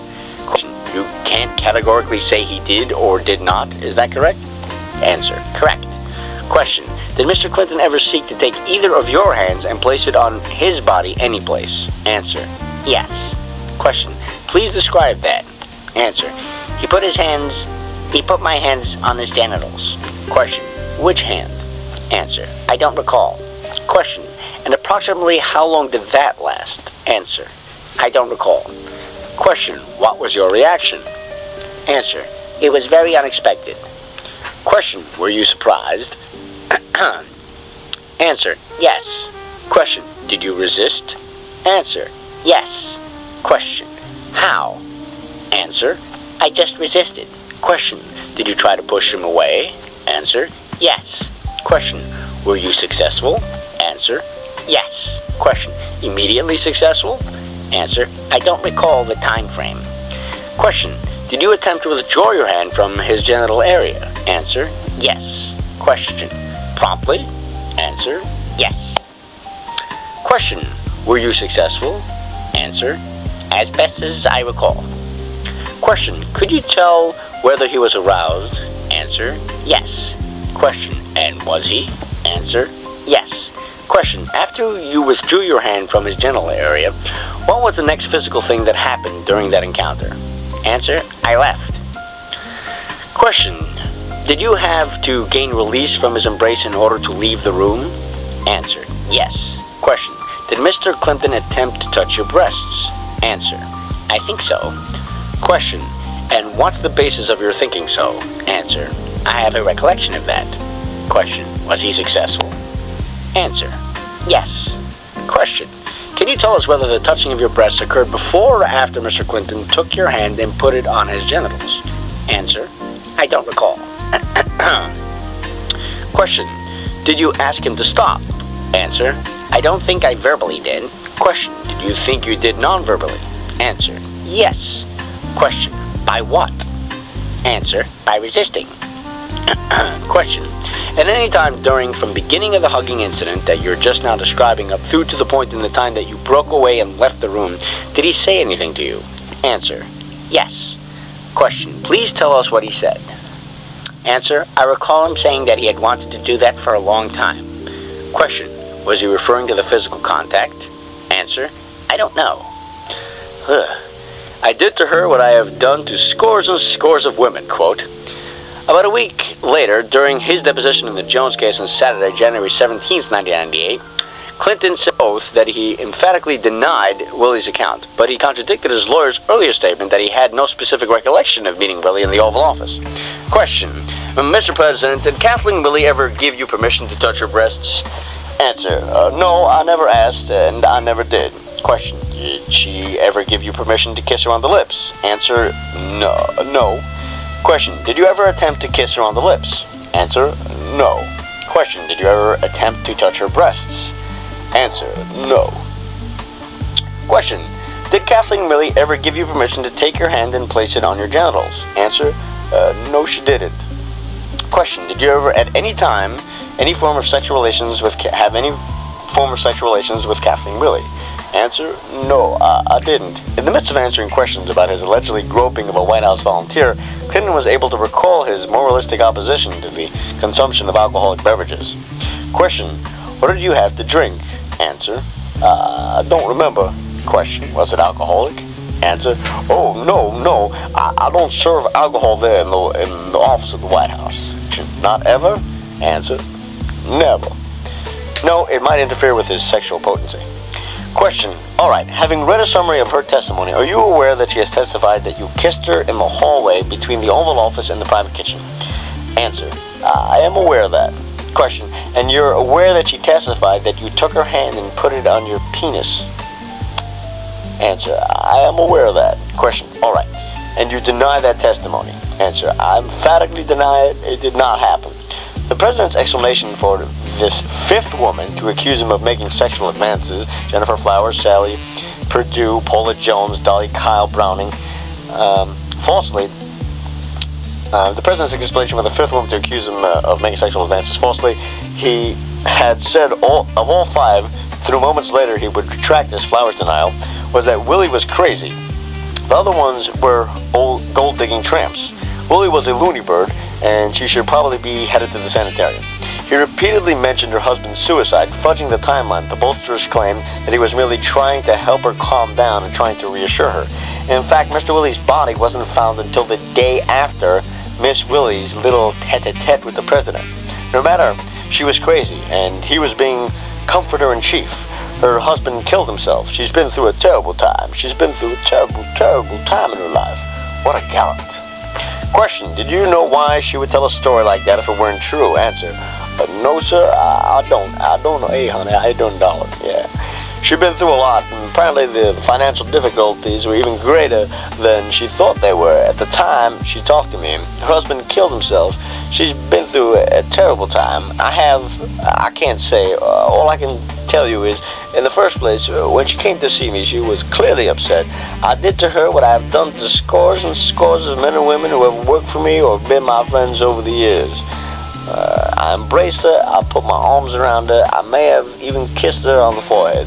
There was nothing sexual about it. I was trying to help her calm down and trying to reassure her. She was in difficult conditions, but I have no idea why she said what she did or whether she now believes that actually happened.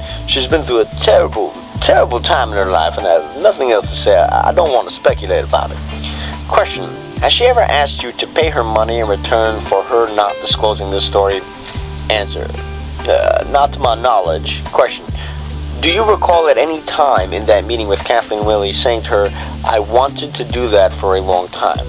Answer, no, sir. Let me remind you, Kathleen Willie asked for this meeting with me. I didn't ask for the meeting with her. I didn't say anything like that. That question about whether Willie wanted money in exchange for her silence hinted at one of the more explosive allegations to come. In another month, the independent counsel would be investigating Willie's claims that the president's men had attempted to buy her silence. It also demonstrates that even before the White House released what it thought would be expository letters from Willie to the White House, Jones's lawyers had guessed that Willie had retracted the sexual harassment with subtle form of blackmail, exactly what the letters revealed.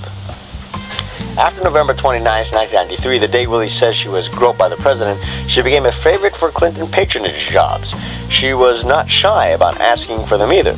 Just a little more than a year after Willie's encounter with Clinton, the former stewardess, who had no college degree or other accomplishment and who had been an unpaid volunteer at the White House, wrote to the President of the United States to ask him for an ambassadorship. Such jobs are often patronage positions, but Willie and her husband had not been major contributors. The couple had given only $4,000 in 1992. One wonders, why was Clinton being Willie's patron? Chapter 6, the 60 Minutes interview. Once it became clear that Willie's ultimately truthful deposition in the Jones case was going to be made public when Jones's lawyers filed their reply papers to Clinton's motion for summary judgment, Willie agreed to appear on CBS's 60 Minutes to tell her story to interviewer Ed Bradley. Presumably, Willie figured the best defense was a good offense. It would not be difficult to predict that Clinton's attack dogs would soon be deployed against Willie. This time, Willie described her encounter with the president unreservedly. Since Paula Jones's account of Clinton's assault had come out only in the crabbed legalisms of a formal complaint, Willie's 60 Minutes interview provided the first clear picture of Clinton's modus operandi. Having had time to improve upon his opening gambit of "Kiss it," Clinton led off with, "Why don't you come into my study?" as had eventually been dragged out of Willie during her deposition. She said the grope session began with a hug that lasted a little longer than I thought necessary. She continued, "Willie, and then he kissed me on my mouth, and then pulled me closer to him, and I just remember thinking, what in the world is he doing? I just thought, what is he doing? And I pushed back away from him, and he's a big man, and he had his arms, they were tight around me, and he touched me." Bradley: "Touched you how?" Willie: "Well, he touched my breast with his hand, and I was just startled." Bradley: "This wasn't an accidental grazing touch?" Willie: "No." And then he whispered, he said in my ear, he said, "I wanted to do this ever since I laid eyes on you." And I remember saying to him, "Aren't you afraid that somebody's going to walk in here?" And he said, No, I'm not. And then he took my hand and he put it on him, and that's when I pushed away from him, and he decided it was time. And I decided it was time to get out of there. Bradley: "When you say he took your hand," Willie: "Right." Bradley: "And he put it on him." Willie: "Uh-huh." Bradley: We're on him, on his genitals. "Was he aroused?" He was. "What were you thinking?" I thought, well, maybe I ought to just give him a good slap across the face. And then I thought, well, I don't think you can slap the President of the United States like that. And I just decided it was just time to get out of there. As a soccer mom who had fallen for the White House spin that Paula Jones was a trailer trash gold digger, Willie was shocked. I just could not believe that what had just happened in that office. I could not believe the recklessness of the act. The sleaziness of what Clinton did to Willie does surpass the Jones assault in one way. As Willie noted, the president was a friend of her husband's too. He knew my husband also. I mean, he was my husband, and he was in trouble, and I was there asking a friend who also happened to be the president of the United States for help. Of course, Ed Willie Jr. would never learn of Clinton's perfidy. He was committing suicide about the time the president was groping his wife. Bob Bennett made a command performance in 60 Minutes following Willie. Earlier in the week, Bennett had refused to appear on the program. Bennett's appearance was principally for his incapacity to take his eyes off his shoes. The president's reaction, he said, in my presence was one of shock, bewilderment, outrage that any impropriety could be suggested. Once again, the president had been wronged by another lying woman. Willie, Bennett said, was simply not telling the truth. She was just like Paula Jones, Jennifer Flowers, his emphatic denial now inoperable, Monica Lewinsky on tape, and other women not yet described here, Sally Perdue, Dolly Kyle Browning, and Elizabeth Ward Grayson, whose own emphatic denial was about to become inoperable as well as all the corroborating witnesses, Paula Blackard, Debbie Ballantyne, Faye Cateney, Paula Jones' sister, 3 state troopers, Lauren Kirk, Flowers' roommate, denial now inoperable, and Linda Tripp. Clinton just has lousy luck. Grayson, incidentally, had publicly denied a sexual liaison with Clinton in 1992 at the request of Clinton's then campaign manager, Mickey Cantor. She recanted her denial in the midst of the Monica scandal in order to support the president. Grayson finally admitted she had sex with the then governor in 1983 when she was 22. Grayson said she was coming clean in order to make it absolutely clear that Clinton had not used force on her. That's gallantry in the era of Clinton. One can't help imagining the conversation over breakfast in the White House residence that morning. Hillary: Oh, look, Bill. What difference does it make? That sweet Elizabeth Ward has told the press you didn't use force when you had sex with her while I was home taking care of Chelsea in 1983. Isn't that nice of her? What difference does it make? Impeach Nixon! Even when Grayson's helpful remarks, Kathleen Willie's charges were devastating to Clinton. As former Clinton aide George Stephanopoulos said, the charges were tough for Clinton because Willie was a credible person, and the incident took place right next to the old... Chapter 7. Blasting the Bimbos. Like a bear gnawing his leg off to escape from a trap, Clinton instinctively reverts to attack mode against any woman who admits willingly or unwillingly to a sexual encounter with him. Fortunately for his agents in the attack squad, Clinton rarely chose women like Hillary or Susan Thomas for his sexual conquests, so he didn't have to worry about alienating his feminist loyalists when the conquests later had to be smeared as trailer park trash. This must have been a great help when it came time to destroy the president's women. Clinton can be heard on the Flowers tape saying, I just think that if everybody on record denying that you've got no problem, if everybody kind of hangs tough, they're just not going to do anything. They can't.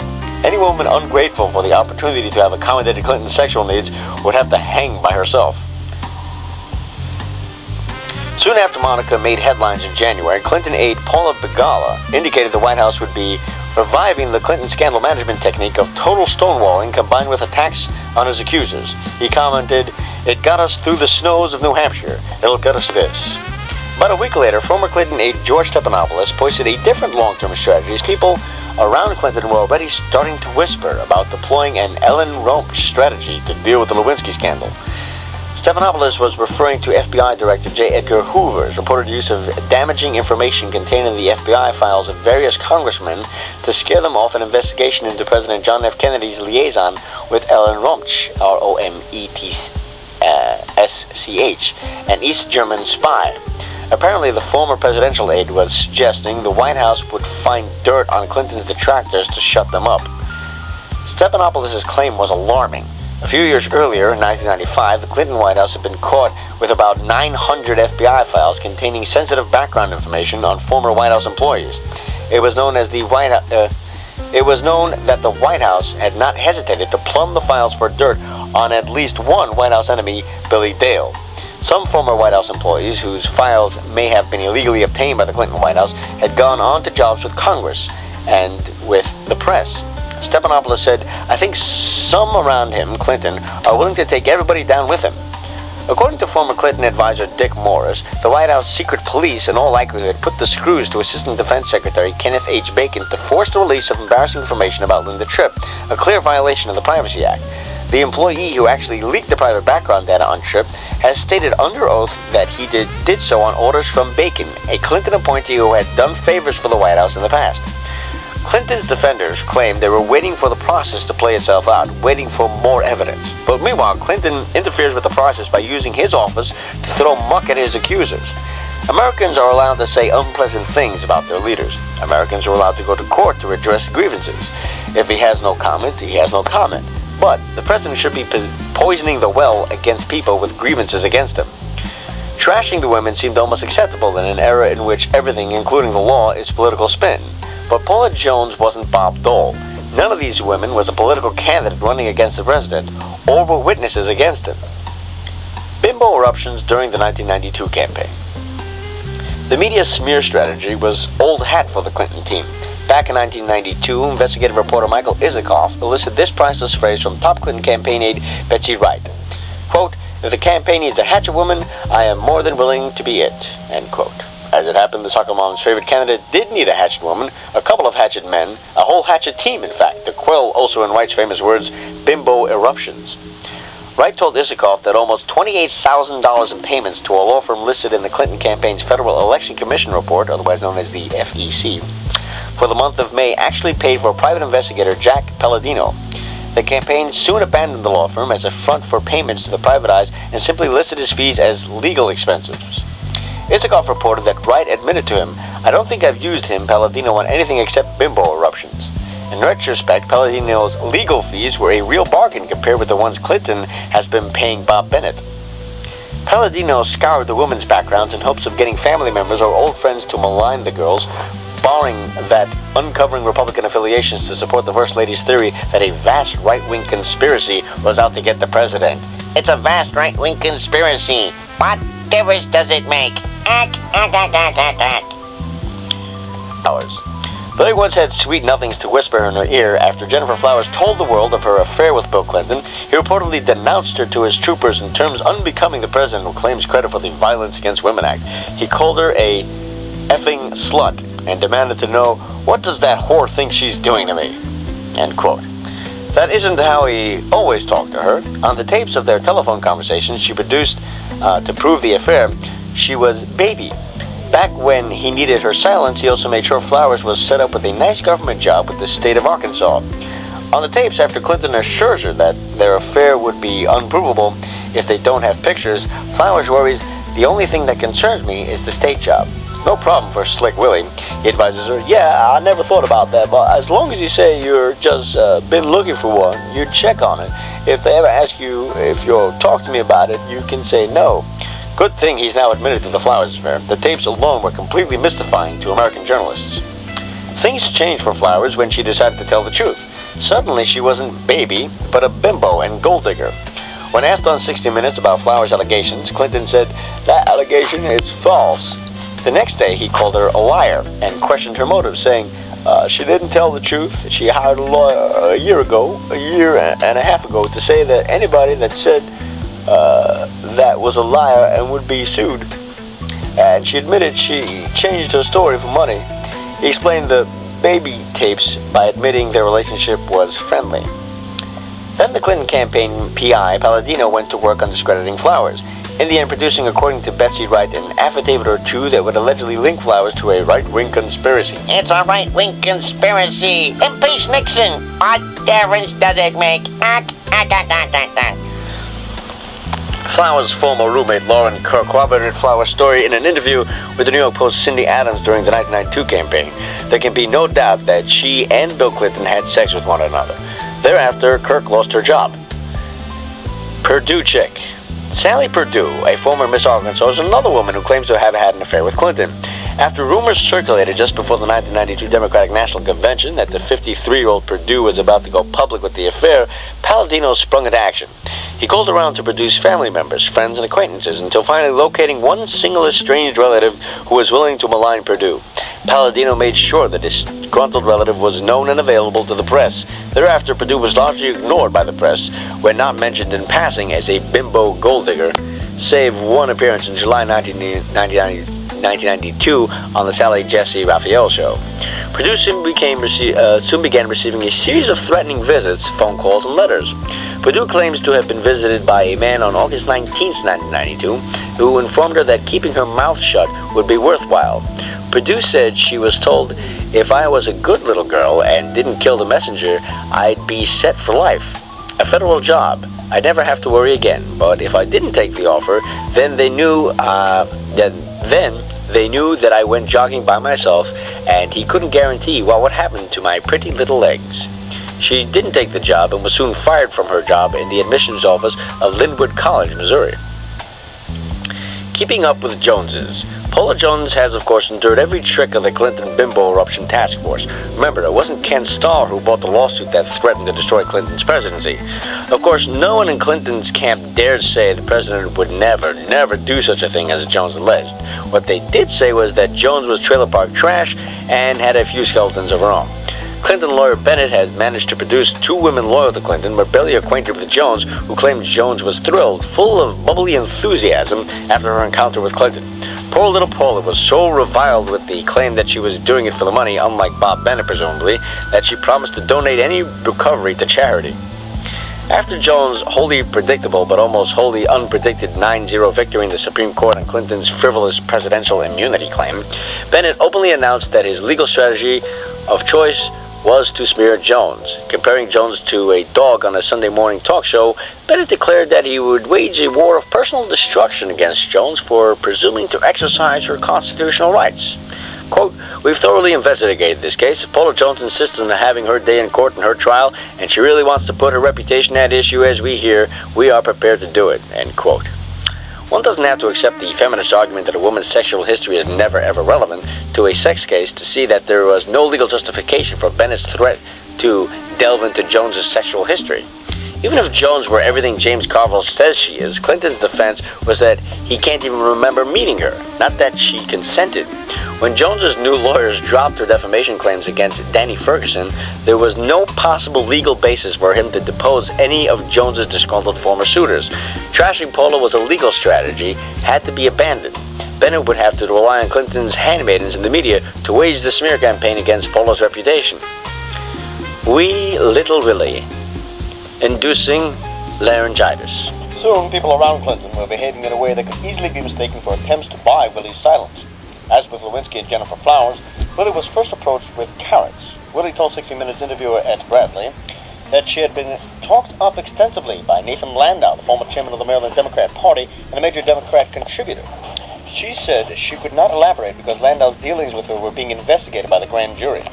According to leaks to Newsweek about Willie's appearance before the grand jury, Willie testified that Landau told her, "Don't say anything," end quote. Taking a page from Clinton's talking points on the Jennifer Flowers tapes, Landau told her that as long as she said, quote, "nothing happened," end quote, they couldn't prove anything.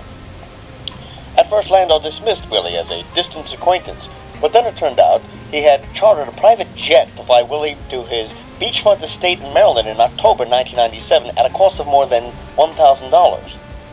Willie also testified she had been offered an all-expense-paid trip to New York for a Christmas shopping spree. Landau said the only reason distant acquaintance Willie had come to his estate by chartered plane was to visit his daughter, Harold. Landau also said the suggestion that he tried to influence Willie's testimony was totally false. Between Harold and Landau and Betty Currie, women seemed to be constantly causing Clinton no end of trouble. When it looked like Willie might be planning to tell the truth, the White House wasted no time in applying the screws to their very own soccer mom. On 60 Minutes, Willie said Bob Bennett met with her before her deposition in the Jones case. After telling her that the president, quote, just thought the world of her, end quote, Bennett said, quote, "Now, this was not sexual harassment, was it?" end quote. When she failed to provide the proper assent, Bennett said, "Well, it wasn't unwelcome, was it?" Willie says she told Bennett it was unwelcome. In another week, Bennett would sit through Clinton's deposition listening to the president say there was no it, welcome or otherwise. She told Bennett that she intended to testify truthfully in Jones' civil case against the president. Then, in what Willie said she believed was meant as a threat to persuade her to lie, Bennett advised her to get a criminal lawyer. The day after Willie's 60 Minutes interview, the White House tried to dig Clinton out of the hole, but only managed to dig him in deeper. The White House produced 10 private letters Willie had sent to the president between May 1993 and November 1996. Willie's incident with the president had taken place on November 29, 1993. The White House intended the letters to be exculpatory because they included sentiments such as, "Take heart in knowing that your number one fan thinks of you every day," November 1994. Why would she write so warmly to a man who had sexually assaulted her? That would have been an excellent point to make had Willie been suing Clinton for sexual harassment, but she wasn't. Willie could have done cartwheels out of the Oval Office and high-fived everyone in the hallway after being groped by the President of the United States, and it would not have diminished her value to Paula Jones as a witness. The only legally relevant question about Willie's allegations to the Jones lawsuit was whether it happened, not Willie's personal reaction to it. Willie was giving testimony, had been forced by the court to give testimony in someone else's lawsuit for sexual harassment. So the credibility issues that are normally raised when a woman sues for sexual harassment alleging an offensive act were irrelevant. This wasn't a he said, she said issue. It was a he said they forced me to tell the truth under oath issue. Willie's forced admission that Clinton had groped her and placed her hand on his genitals when she came to ask him for a paying job was probative evidence tending to support Jones's claim that he had done the same thing to her. Because she was a witness and not a party to a sexual harassment lawsuit, the letters tend to support Willie's story because they suggest that Willie believed the president owed her something. Before Willie's November 29, 1993 encounter with Clinton, her letters are standard, bestowed soccer mom letters to the liberal savior. Only after the alleged presidential groping do her letters to the president contain job requests, extravagant job requests. The White House said it had provided all the letters from Willie it could find. In a typical pre-grope letter, she gushed, for example, "I watched you at the press correspondence dinner on Saturday evening. You were hilarious. At least you haven't lost your sense of humor. Thanks again for all your help. Don't let the bastards get you down." At the time of the presidential grope, Willie was a volunteer at the White House, and the most urgent need was money. She was liable, along with her husband Ed Willie, on a note repaying $274,000 he had stolen from his clients. She had come to Clinton to ask for a paying job because of her family's financial difficulties. It soon turned out, however, that money would not be a major concern. Willie's husband had committed suicide the same day she asked for the president for a paying job. Ed Willie's insurance company settled her claims on the policy for about $1 million. That would have been more than enough to repay Mr. Willie's clients. But the defrauded clients would never receive the money they were owed from the insurance company's payout. Willie's lawyer shielded the bulk of the insurance settlement from her creditors by transferring it to Willie's children, who had not co-signed the note promising repayment. Willie was not going to be out on the street. Since most of her future earnings would go toward paying her creditors, her job request to the president after the groping incident tended to focus on glamorous jobs that would give her credibility, such as international junkets and ambassadorships, rather than high-paying jobs. Though Clinton did not comply with Willie's absurdly presumptuous request for an ambassadorship, he did appoint her to positions on international delegations in prestigious government organizations that would normally go to scholars, lobbyists, lawyers, and major campaign contributors. About 2 weeks after the distressed Willie met with Clinton to ask for a paying job, only to be groped instead, Willie met again with Clinton. Soon thereafter, she was offered a part-time job in the White House counsel's office as staff assistant. She started the job some months later, in April 1994, and was fired 6 months after that for lacking the necessary skills. She couldn't type. Being fired from a secretarial job in October 1994 apparently struck Willie as an excellent stepping stone to an ambassadorship in the Clinton administration. She promptly dashed off a letter to the president requesting one. On October 18, 1994, Willie wrote Clinton, "Thank you so much for taking the time to meet with me. Since I've seen you, I've had the opportunity to talk with various aides in the Clinton administration. I have invested almost 3 years with your campaign and administration, and I'm not very willing to depart yet. I would like to be considered for an ambassadorship or a position in an embassy overseas. I don't need to remind you of my willingness to help you in any way that I can." Several months later, Willie had toned down her ambitious career plans, informing the president, "I'd very much like to be considered for a position in the International Union for the Conservation of Nature." Clinton wrote a note to his staff in the back of this letter, "Is this what Sheila Lawrence did? Can we do this for her?" Sheila Lawrence was the fourth wife and widow of Clinton donor Ambassador Larry Lawrence, who later would have to be disinterred from the Arlington Cemetery for lying about his non-existent war record. She would later bring a lawsuit against Arianna Huffington for claiming Sheila was one of Clinton's mistresses. Though Willie never landed an ambassadorship, in 1995, the former airline stewardess, without a college degree, was sent by the president on 2 international junkets with the State Department. Willie was the only participant in 2 conferences with no apparent expertise in the issues under discussion, biodiversity and social development. Then on September 20th, 1996, President Clinton appointed her as a member of the United Service Organization's Board of Governors. Soon such international junkets became the enterprising soccer mom's taxpayer-funded Club Med. One of her letters to the Commander-in-Chief about one such boondoggle sounds like a letter from Widow's Summer Camp. "I learned so much and make many new friends. I also spent one day in a rainforest, followed by a day living in the coral reef on the island of Salwanese. Experiences which I will never forget. While I am very much in need of employment, I think that the Clinton-Gore campaign needs me too. I am free to travel and work on your behalf for the next year. Fondly, Kathleen." Willie is neither a woman of incredible cheek or she had something on the president. In any event, the letters sure weren't the expulsatory evidence the White House thought they would be. A few days after releasing Willie's oddly presumptuous letters to the president, the White House turned up its opposing witness. Any woman who accuses Clinton of sexual impropriety can expect some distant relative or erstwhile friend to start telling the most hideous stories about her. Just as not all accusers are necessarily to be believed, not every accuser of an accuser is to be believed. The negative character witnesses produced by the Clinton team often have credibility problems of their own. Former Willie friend Julia Steele was no exception. Steele attacked Willie's credibility by claiming that Willie had asked Steele to lie for her on several occasions. Steele claimed she had lied for her friend. Supposedly, Willie first asked Steele to lie to Newsweek's Michael Isikoff by exaggerating Willie's distress about the presidential grope. Then Willie asked Steele to tell a boyfriend of Willie that Willie was pregnant with his twins, as some complicated form of retaliation no one can understand. By her own account, Steele unhesitatingly told both lies. Assuming the imaginary pregnancy story was true, it certainly seems peculiar and disreputable. You wouldn't think Clinton's defenders would have to check to be commenting on anyone else's disrepute. But even if true, neither the bizarre pregnancy story nor even the claim that she asked Steele to embroider her distress are particularly relevant for the truth of Willie's claim that Clinton groped her. Steele's material information to Jones's lawsuit was that Willie told her about the grope soon after it occurred. That much Steele stands by. For obvious reasons, such as contemporaneous accounts are important evidence in harassment cases. But even if Willie never said anything to Steele about the incident, there is another even more contemporaneous witness, Linda Tripp.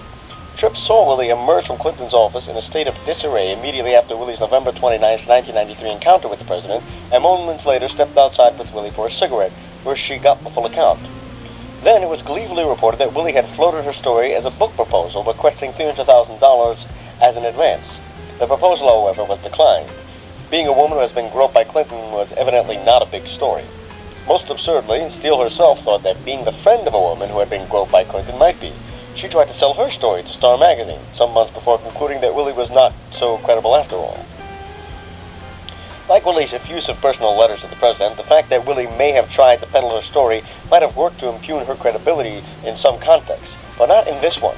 Willie had not come forward voluntarily. Left to her own conscience, Willie was perfectly happy to allow the White House to smear Paula Jones as a lying, white trash slut, even though Willie had to consider it likely on the basis of her own experience that Jones was telling the truth.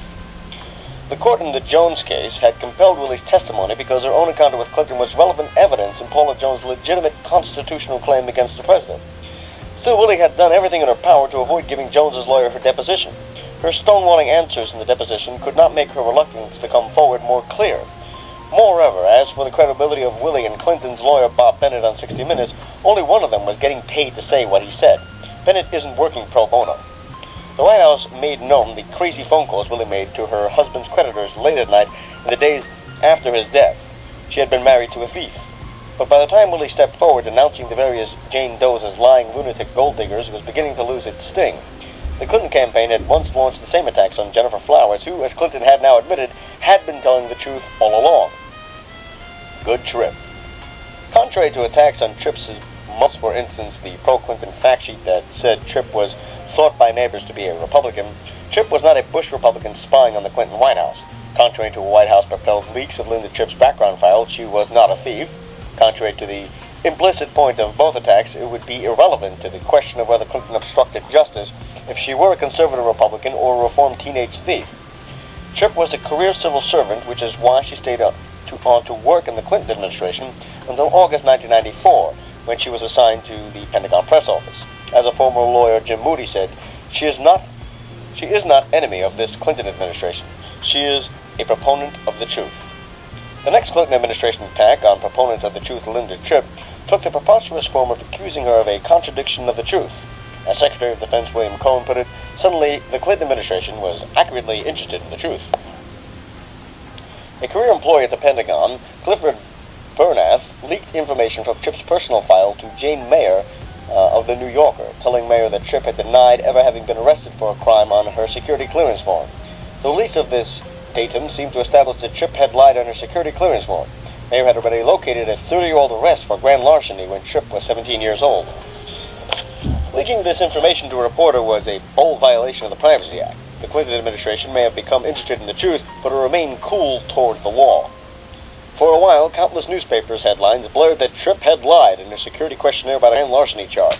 Tripp stood accused in the media of having committed 2 felonies, the original grand larceny charge, as well as the felony offense of making false statements to the government in her 1980 form.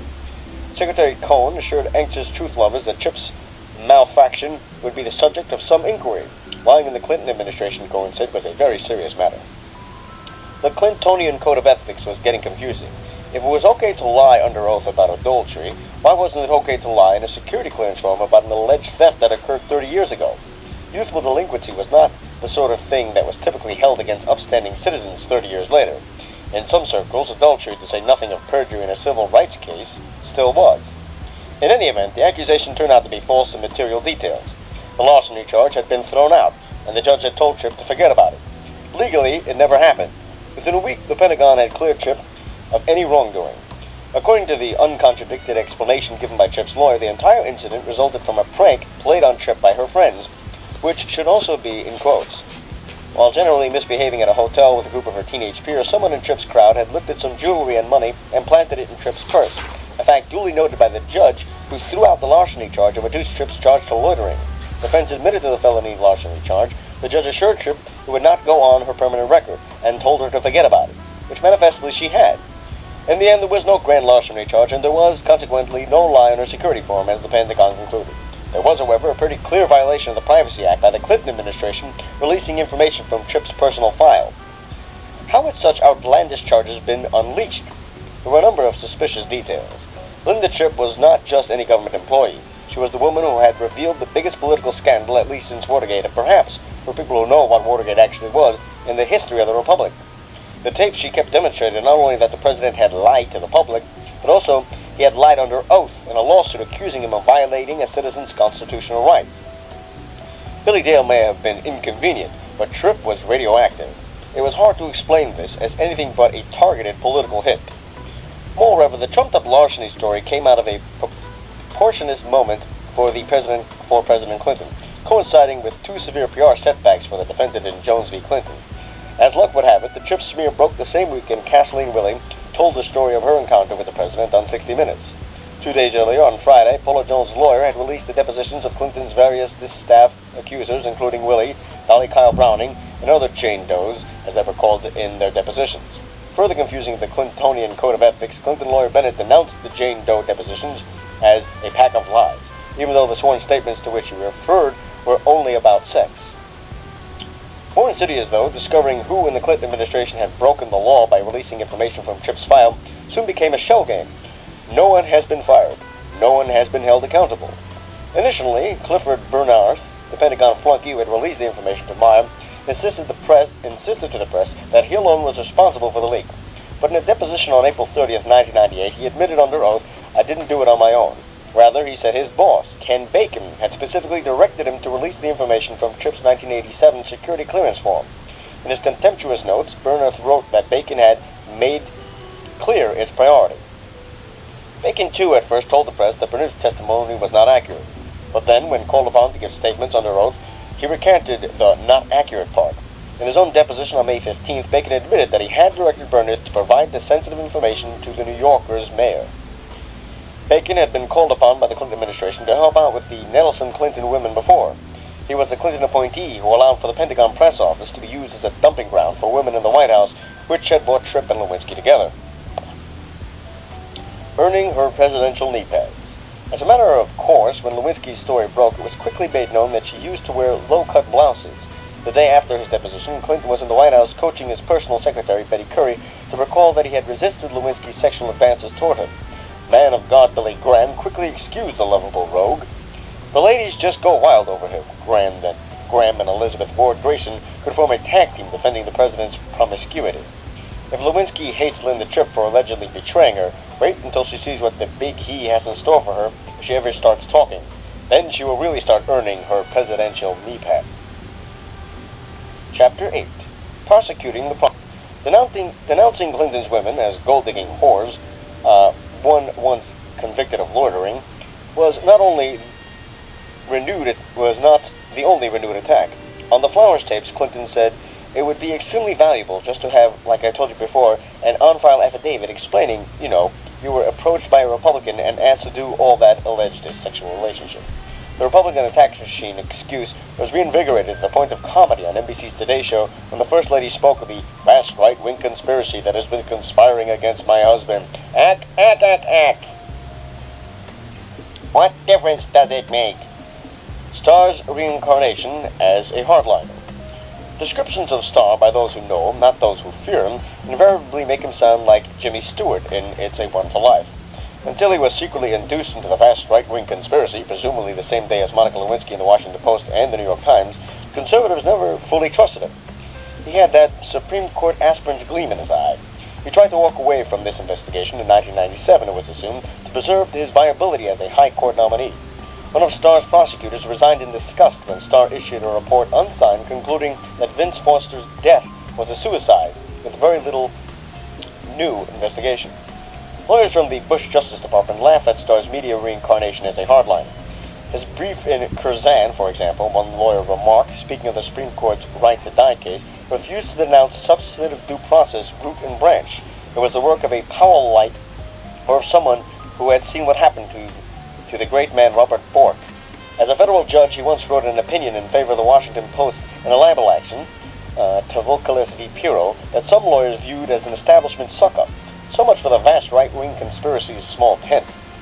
Even his conservative critics, though, say his ethics are unimpeachable.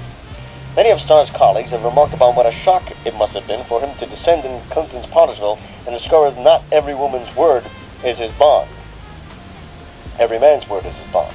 Clinton Flax, Paul Bagaglia, and James Carville efforts notwithstanding, the legal community seemed not to have even noticed that Clinton's attack squad had trained its sights on poor honest cannon.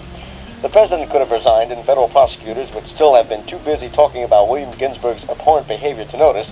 Starr has got to be going nuts dealing with such an idiot. He's never dealt with someone like this. The reason for lawyers' obsession with Ginsburg was this. Starr didn't need Monica anymore. About 24 hours into the investigation, Monica needed Starr. A credible threat of prison awaited Lewinsky, whether she chose door number 1, door number 2, or door number 3. It is a mark of Starr's old-school rectitude that his reaction to Ginsburg's bizarre tactics was astutely described in the Washington Post simply as losing patience with the young woman and her lawyers. It is a mark of Starr's dangerousness to the administration that the White House started screaming about leaks from Starr's office. If the leaks distraction never fades, perhaps James Carville will institute his December 1996 threat that Starr was one more mistake away from not having any kneecaps. Claims of leaks. The leak story, like the vast right-wing conspiracy story before it, was complete lunacy. For openers, the leaks kept throwing a monkey wrench into Starr's investigation. Just as Starr was trying to wire Monica, presumably to send her on another limo ride with the other one, as she refers to Vernon Jordan on the tapes, the story broke. At that point, Starr's prosecutors walked away from Lewinsky, saying, "We've blown the opportunity to wire her. She's radioactive because of the Drudge Report." This is according to Ginsburg's self-leaked information in Times magazine. The nuclear bomb in terms of leaks was the one about Betty Curry, loyal Democrat, personal secretary to President Clinton, according to the New York Times. Curry told Starr she was called into the office by Clinton the day after his deposition in the Jones case, whereupon Clinton coached her to say she had never seen him alone with Lewinsky. Worse, Clinton instructed Curry to retrieve the gifts he had given Lewinsky, consistent with Lewinsky's taped remarks that Clinton had told her if she didn't have the gifts, she wouldn't have to turn them over to Jones's lawyers. Curry retrieved the gifts all right. Then she apparently took them straight to Starr. The moment the New York Times, newly inducted vast right-wing conspirator, printed this front-page story on Curry's testimony, she lost all her value to Starr as a source. She must have also lost the warm sense of camaraderie around the office. Curry still sits outside the president's office. Perhaps most devastating, Starr lost the invaluable element of surprise in producing the gifts during Lewinsky's and perhaps Clinton's grand jury testimony. Despite claims in the media that Starr's office was leaking this information, there was precisely zero evidence to support the allegation. Stuart Taylor of the National Journal, formerly a legal reporter for that right-wing conspirator of the New York Times, stated on national television that any number of the leaks I've heard from the lips of witnesses and lawyers who aren't connected to Judge Starr's office, more or less verbatim, the way they would publish in other publications. Michael Isikoff of Newsweek, formerly of that right-wing conspirator of the Washington Post, is probably responsible for reporting more of the Lewinsky story than any other single reporter. Isikoff said of the leaks issue on NBC, "We don't discuss where the leaks come from. I will say, in this particular case of the new White House aide, we do source it to sources close to the president's defense, so that may help you on that one small matter." When Clinton personal attorney David Kendall filed a court motion under seal to protest the alleged leaks, his court papers were immediately leaked to the press. As a consequence, the Curry bombshell took second place to Kendall's allegations of Starr's leaks in the evening news. Clinton administration officials have admitted that they routinely contact lawyers for witnesses before the grand jury who, like Clinton, are not subject to any grand jury secrecy rules to ask about their testimony. Clinton's lawyers, not Starr's, have both motive and opportunity to leak. There is simply no consensual framework under which leaking important information like this would constitute good legal strategy for Starr, and Ken Starr was no William Ginsburg. Outing Starr's deputies. As with the smear Jane Doe's, the White House did not limit its attacks on Starr's office to legitimate, groundless criticism. Soon Starr's deputies would find their sex lives under attack.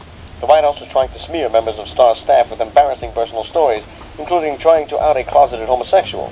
This wasn't a matter of a two-way street, as Bennett said when he threatened to go after Paula Jones' sexual history. Neither Jones nor any other members of the independent counsel's office were being sued for sexually assaulting a subordinate on the job, nor were they being investigated for perjuring themselves about their personal sex lives in order to obstruct justice. This was pure political blood sport. According to Doug Ireland, reporting in The Nation, 3 members of the media confirmed to me the White House media counsel, Sidney Blumenthal, had indeed been spreading rumors about the homosexuality of a Star staffer. Reporters refusing to out the independent counsel staffer were threatened with their own outings. Michael Kelly wrote in early March that in the past month, Starr's Washington office had logged what Starr's Chief Deputy Jack M. Bennett Jr. says are close to 100 calls from reporters inquiring about false and damaging accusations against the independent counsel's prosecutors. Other recent calls to Starr's office from journalists reportedly having concerned such pertinent matters as to whether a member of the investigation was a closeted homosexual and whether another person was involved in a sexual relationship with a reporter. The White House first denied, then admitted that the president's personal lawyers had retained Washington private investigator Terry Lenzer to dig up dirt on Starr and his staff.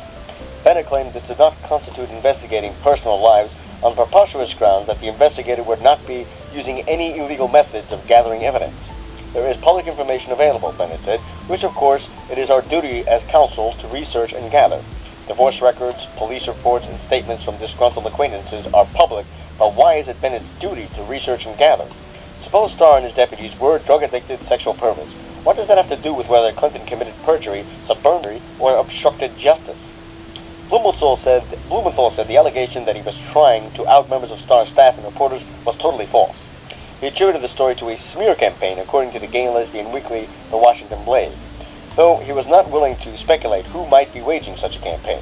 So now The Nation and The Washington Blade have been inducted into the vast right-wing conspiracy too, I guess. Chapter 9. Starr Turn, the White House's secret weapon. Wherever Clinton goes, just remember, it might have happened 4 months earlier had it not been for Monica Lewinsky's attorney, William Ginsburg. Shortly after Ginsburg was replaced with 2 lawyers, it was reported that the president was preoccupied and depressed. No big surprise there. Ginsburg had presumably contacted Judge Ito disease and lost his mind with all the publicity. Apart from Lewinsky ridiculing the president's manhood, Ginsburg provided the major comic relief of Tailgate.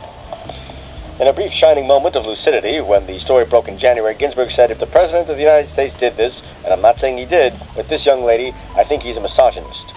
He was soon perversating retractions. On further reflection, he apparently concluded that if the President of the United States was being serviced by an unpaid intern in the Oval Office, he's a fine man. At least Lewinsky's libido wasn't imprisoned while she was servicing the President, as Ginsburg later said it was. Everything Ginsburg did seemed calculated to harm his client.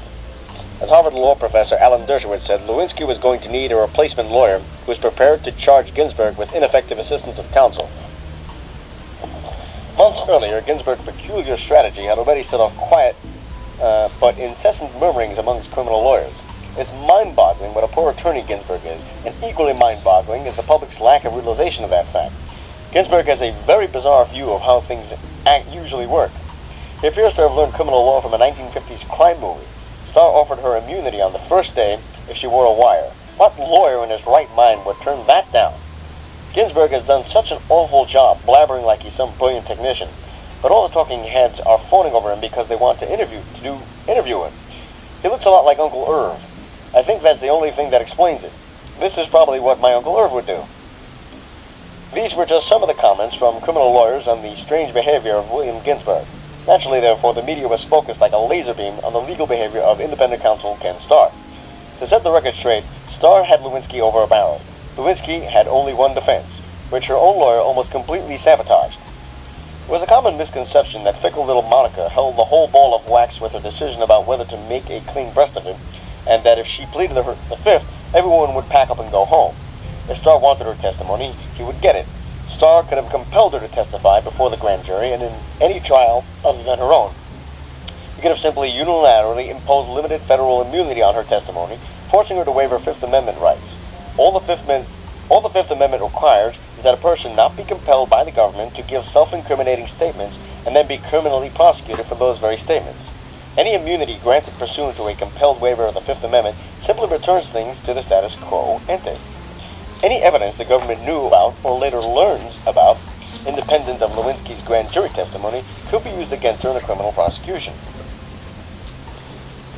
If Lewinsky was compelled to testify that she did not tell the whole complete truth in her compelled testimony, she could have faced additional prosecutions for perjury or false statements in that testimony. Starr can also compel her testimony in any subsequent prosecution against, say, Vernon Jordan or President Clinton. Moreover, since Starr is the independent counsel, as he has all the powers of Attorney General, if he alone decided he needed her testimony, he would get it, or she would go to jail, just as another Clinton close friend, Whitewater partner Susan McDougal, did when she refused to testify. If Lewinsky had an attorney who knew something about criminal law, he would have immediately demanded that she throw herself on Starr's mercy and sing her little heart out to the grand jury for days on end. Even if she had done all that, she would still have to keep her fingers crossed. As with compelled testimony, all she would have immunity from is Starr's use of her own testimony before the grand jury and any subsequent prosecution against her. He could still have prosecuted her for perjury, suborning perjury, witness tampering, and obstruction of justice with all the evidence he had, apart from her own statements to the grand jury. The full immunity Ginsburg kept demanding on television talk shows doesn't technically exist under federal law. It exists in the 1950s crime movies. The only advantage Lewinsky would have gained by cooperating was that Starr might have agreed to sign an informal letter agreement stating that he personally would not prosecute her for certain crimes. Typically, such letter agreements do not forswear prosecution for all of the witnesses' crimes, just the most serious ones. It is a myth that people who commit crimes can walk away scot-free if they turn state's evidence. Generally, the most they can hope for is leniency and a plea bargain. That was the closest Ginsburg was ever going to get to full immunity, and he wasn't likely to get it after spending 18 hours a day on TV denouncing Starr. Starr didn't need Lewinsky or her loopy publicity-seeking attorney, so why wasn't Lewinsky's lawyer finding out what Starr's favorite chocolates and flowers were rather than criticizing Starr on national television? Until the Beverly Hills 90210 girl figured out that her lawyer was yet another older man in her life willing to sell her down the river, Lewinsky was in trouble. On the basis of just the evidence Newsweek had, to say nothing of what Starr had, the dress, the brooch, the hairpin, the 20-plus hours of tape, the talking point, the testimony of Linda Tripp, Ashley Raines, a White House staffer who heard Lewinsky describe her relationship with the president, Secret Service agents, and her mother, Lewinsky's own statements before a grand jury were not going to make or break any criminal case against her or the big creep. Remember, Lewinsky was alleged to be on tape, first babbling to Linda Tripp about Lewinsky's affair with the president, and second, pleading with Tripp not to tell Jones's lawyers about those earlier conversations. That is suborning perjury. Lewinsky was the one who handed off the points to make in an affidavit document to Linda Tripp. That is witness tampering. Lewinsky, according to press leaks, had taken gifts given to her by the president to Betty Currie so that they were not in her possession when Jones's lawyers requested them. That is concealing evidence. 3 felonies, even if she was fantasizing an oral sex-only affair with the president. No wonder the president was depressed when she got rid of Ginsburg. Chapter 10. A Cancer on the Country. John Dean warned President Nixon of a cancer growing on his presidency on account of some bad apples who had worked their way to positions of influence in the Nixon administration. This time around, it's a little difficult to conceive of that cloud following Clinton from Little Rock to Washington as a staffing problem. Trouble follows Clinton whether he is the Excelsior Hotel or the Oval Office, whether his associates are James and Susan McDougal, his Whitewater partners, or Vernon Jordan and Betty Currie, or whether his subordinates are Arkansas State Troopers or former bar bouncer Craig Livingstone. It's hard to explain this as a coincidence. Clinton's defense is essentially that he is not impeachable because his conduct is so disreputable that the framers could not have even conceived of it. This is the most important part of the incessant claim that the president is not subject to impeachment or indictment and that no one cares because his offenses are only about sex. The framers never expected a man like Clinton to become president. Rather, they anticipated with great probability that any man elevated to the presidency would have certain characteristics. He would be a man of abilities, at least respectable. The office of the president, to some extent the Senate, would require men of character, notable for their wisdom and integrity. But they also assumed that the office would elevate the man, who would naturally beget a livelier sense of duty and a more exact regard to reputation. This was in fact one of Hamilton's arguments for a single president in opposition to a populace fearful of getting another king. Vesting all the executive power in a single man, Hamilton argued, would cause him to feel himself under stronger obligations. The stronger obligations and lively sense of duty the framers counted upon were obligations and duties to the entire country. In this regard, the president was quite unlike members of Congress who would carry their local prepossessions or biases with them. As James Madison said in Federalist number 46, when the president has an impaired sense of duty and obligation to the nation, and absolutely no regard to his reputation, the infirmity would naturally be expected to infect the entire country. Instead of reflecting America's virtues and aspirations, President Clinton reflects the country's dark side. He has debased the White House, the administration, and the entire country, not only by what he has done, but also about how he has defended himself. Nixon was almost impeached in part for lying to the American people and for engaging his White House intimates in a pageant of obfuscation. Clinton has done worse than lie. He has told lies that no one can believe, and forced those around him to lie as well. And then, he and his cronies have denied not only the facts, but even basic standards of decency. Nixon eventually resigned in shame. Clinton's legacy is that he has no shame, no sense of duty or obligation to the country, and no concern for his own reputation. O.J. is the model for Clinton's second term. He has no alibi, no story whatsoever, and he has left a trail of DNA across a string of Jane Does. He just says he didn't do it and refuses to explain anything further. In this recurring nightmare of a presidency, we have to have a national debate about whether he did it, even though all sensitive people know he did.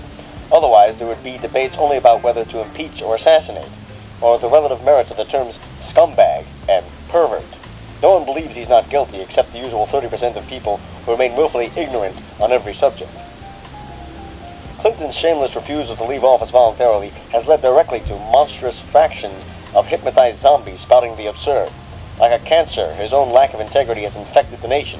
By refusing to go gracefully as is possible under the circumstances, he has dragged the whole country into a public debate about the indefensible. Parties more or less friendly to the accused are forced into taking absurd positions. People who used to say controversial but not preposterous things are now having to twist themselves into pretzels to defend him.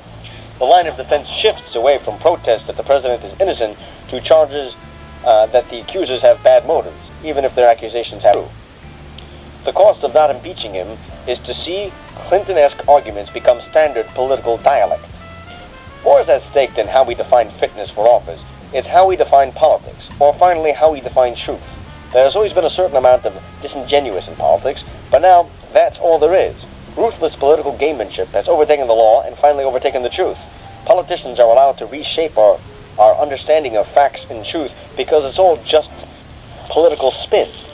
Clinton draws on every sick theme of our culture to win politically. He has such a mastery of popular psychosis, he could be Jerry Springer. Under Clinton, the country has grown accustomed to believing that there is no truth. Deconstruction has escaped from the twilight zone of the Ivy League and taken hold of our political life. Truth is political. Law is political. The law is a book that you use, but really, it's all about your feelings. Motives are only things that exist, the only things that can be discussed. Paula Jones is a bad motive. Ken Starr is a bad motive. So the truth is secondary. Half the country is perfectly comfortable with the idea that since Starr is out to get Clinton, it doesn't matter that Clinton's guilty. This obsession with motives is repeated by Clinton's flacks. Starr is out to get the president. It's just about sex. He spent $40 million. Instead of plausibility, the issue is loyalty. Even if Clinton takes a demonstrably counterfactual position, his partisans rally to him because he said it. They have become Clintonized to say there are no facts, no evidence. The president is telling the truth. The president said it was not true. We must believe what the leader says. It has become a game to see who can say Clinton is innocent with the most sincerity. Eleanor Clift and Lonnie Day march forth like robots, saying anything the leader tells them to say because they are loyal. They may as well tell us South Korea invaded North Korea. It makes you want to slap them to break the hypnotic trance. The contradictory claims of the two Clinton camps illustrated the reduction of truth to spin. The First Lady and Eleanor Clift scream that the charges are false, thrown by scummy people. Geraldo Rivera and Bill Maher say they don't doubt the allegations, but it doesn't matter because it's all about sex. If truth was still the standard, the contradiction would be unsustainable. But both make a good spin. Meanwhile, Starr's great and only crime, apparently, is that he can't spin. Starr's critics' mantra, endlessly repeated, is that he has no feeling for public relations. He's very clumsy. Just as the truth doesn't count against Clinton, it doesn't count for Starr. When the framers said a republic cannot be sustained without virtue, this is more or less what they had in mind. In early February, Human Events called Gloria Steinem's office for a comment on the Lewinsky allegation. A spokesman for Steinem explained that laryngitis prevents her from responding at this time. Later, she recovered her voice. It was a mistake. On the op-ed page of the New York Times about a month later, once the laryngitis had lifted, Steinem announced the new Clinton-era standard of sexual harassment. The boss gets one free grope. Referring to Kathleen Willey's allegations during the 60 Minutes interview, Steinem wrote, The truth is that even if the allegations are true, the president is not guilty of sexual harassment. He's accused of having made a gross, dumb, and reckless pass at a supporter during a low point in her life. She pushed him away, she said, and it never happened again. In other words, President Clinton took no for an answer. So the dividing line between chivalry and legal cause of action is the use of force, until Clinton actually rapes a woman. If you stop at some point after grabbing your female subordinate's breast and placing her hand on your crotch, it is not sexual harassment.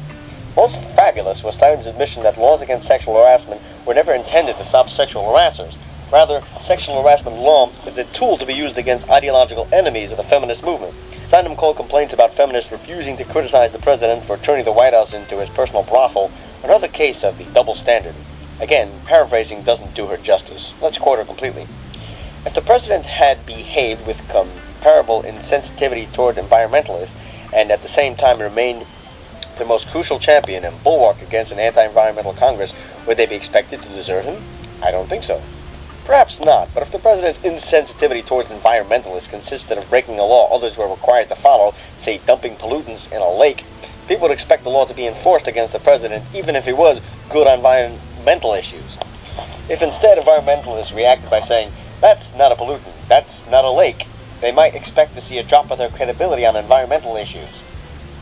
Laws that are enforced only against people with certain points of view aren't laws, they are ideological weapons. Law as thought control was already the official position of the Clinton administration in the case of sexual harassment. Clinton's EEOC has been at the forefront of pushing sexual harassment cases that consist of nothing more than offensive speech in the workplace. Nazis can march in Skokie, but don't call your secretary honey. No wonder the feminists are devoted to him. They don't care about breast grabbing, they want to know what you think. At least now we know. The president lied. One of the most terrible things Clinton has done to the country is to make it respectable to lie. He was already pushing the envelope on lying. He claimed during his first campaign that he didn't inhale, and that he had no idea he had ended up with a low draft number, and they had absolutely leveled with the American people about Jennifer Flowers. Monica Lewinsky was just the reductio ad absurdum of all this. It had never been so obvious that Clinton was lying, boldly and repeatedly, to the American people. When the story first broke, President Clinton assured the public he would provide as many of the facts as he could, sooner rather than later. In keeping with his obligation to cooperate with the investigation, then it was total stonewall. Words mean nothing. The very existence of external reality was tactfully denied by their philosophy. It may be illogical, but it is natural for people to think that if the President of the United States can lie, how can it be such a big deal if they lie too? Fancy lawyers go on national TV to announce various exceptions to the quaint little anarchism of truth-telling. We have it on the authority of Susan Estrich, among others, that lying about sex is okay. This is absurd. If we're going to have sex crimes, it cannot be that people are allowed to lie about sex. Rape, child molestation, sodomy, indecent exposure, prostitution, these are all sex crimes. People may have disagreements with the substantive law, for example, by opposing the application of sexual harassment laws to politicians who are good on abortion, but whatever this substantive law is, it is not okay to lie in judicial proceedings. The laws cannot be abstracted from the judicial proceedings necessary to enforce the law. If lying about sex doesn't count, then there cannot be sex crimes. Is lying about sex okay if a woman levels a false allegation of rape or sexual harassment, or only when a man falsely denies a charge of rape or sexual harassment? Paula Jones, Kathleen Willey, Jennifer Flowers, Dolly Kyle Browning, and the troopers have all given statements under oath about sex. Would it be okay for them to have lied? Lying under oath can never be okay. It may sound trite, but truth is all that separates us from the cave. People cannot communicate if they cannot assume that most of what they hear is true. Truth is a prerequisite for a society to survive, for capitalism to flourish, and for a system of law to dispense justice rather than raw power. This is evidenced by the casual view of the nations that prosper as well as those that muddle along. One of the countries least famous for its respect for the truth is France, the country whose morals we are being asked to ameliorate in the era of Clinton. Phony sophisticates suggest that the only low blow would fail to embrace the idea of Monica standing by the president's coffin next to Hillary, just as a former French president, Francois Mitterrand's wife, stood next to her husband's mistress. Consider Nobel laureate Milton Friedman's prognosis for countries such as France that share Clinton's view of the truth. You've mentioned that you see an institutional prerequisites for capitalism. Do you think there might be a cultural prerequisite too? Oh yes, for example, truthfulness. The success of Lebanon as a commercial enterprise was a significant degree because the merchant's word could be trusted. It cut down transaction costs. It's a curious fact that capitalism developed and has really only come to fruition in the English-speaking world. It hasn't really made the same progress even in Europe, certainly not in France, for instance. I don't know why this is so, but the fact that has to be admitted. Perjury about sex. The importance of truth-telling is of a much higher order in a judicial proceeding. There can be no system of justice if people feel no particular obligation to tell the truth under oath. Society recognizes that by imposing serious penalties for lying under oath. Perjury is completely unacceptable, even if you are in small claims court because your dog ate the neighbor's flowers. It is certainly unacceptable when the President of the United States is answering questions under oath because he has been accused of violating someone's constitutional rights. If, as apparently everyone in America believes except Hillary Clinton, Eleanor Clift, and Vic Camber, the President lied to the American people about his relationship with that woman, Monica Lewinsky, he has also perjured himself in a legal proceeding. During his deposition in the Jones case, the federal judge presiding, President Clinton stated under oath, "I have never had a sexual relation. I've never had a sexual relation with that woman, Monica Lewinsky. I've never had an affair with her." And sexual relations was expressly defined to encompass the certain type of sex Clinton is believed to have engaged in with Lewinsky. Members of the bar ought to be apoplectic that the President of the United States appears to have committed perjury. At least one member of the judiciary is duly alarmed by how casually the press has treated perjury by members of the Clinton administration. Federal Judge Royce Lamberth sentenced Ronald Blackley, the Chief of Staff of former Agriculture Secretary Mike Espy, to 27 months in prison for making false statements under oath. In sentence, Blackley, Judge Lamberth said, apparently referring to William Ginsburg, a lawyer who must have been on another planet, actually was just from Hollywood, recently claimed that no one is ever prosecuted for false statements under oath in the civil proceedings. This court has a duty to send a message to other high-level government officials that there is a severe penalty to be paid for providing false information under oath. Judge Lamberth said his sentence should demonstrate the seriousness which this issue should be viewed by all, because democracy depends upon trust between the people and government officials. You can lie to Gloria Steinem, but you don't lie to Judge Lamberth. Obstruction of justice about sex. President Nixon wouldn't turn over documents claiming one legal privilege one time. He won, and consequently a new privilege was created. Clinton has invented wild legal doctrines to cover up his relationship with a White House intern, among other Jane Does, to wait for the facts to come out, or to come in.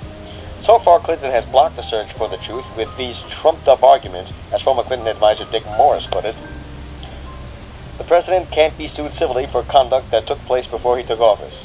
The president's aides do not have to give testimony to a grand jury about purely private conduct. White House lawyers cannot be called to testify about the president's personal conduct.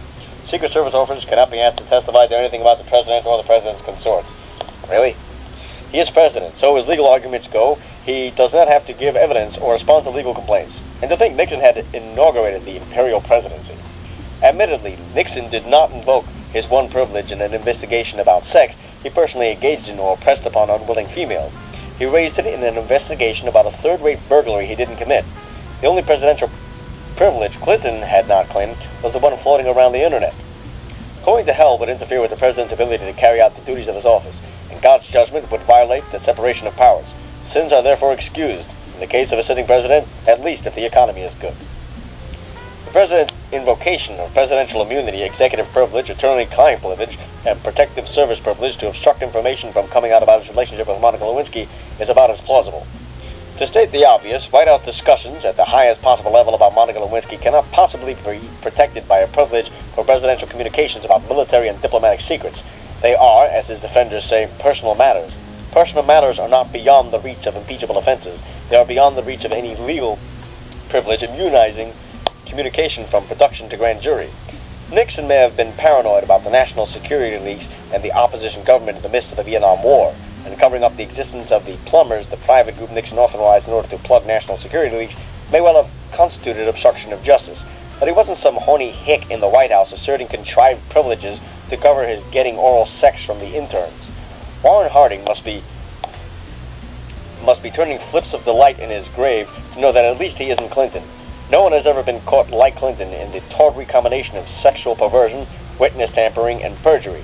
The most frothing at the mouth Nixon haters never thought Nixon had himself committed perjury, even over a small matter like national security leaks during wartime. There was a dignity about Nixon unimaginable with Clinton. This is the most complete ignominy in American history. and thus concludes the truth about the Bill Clinton impeachment process in regards to Monica Lewinsky.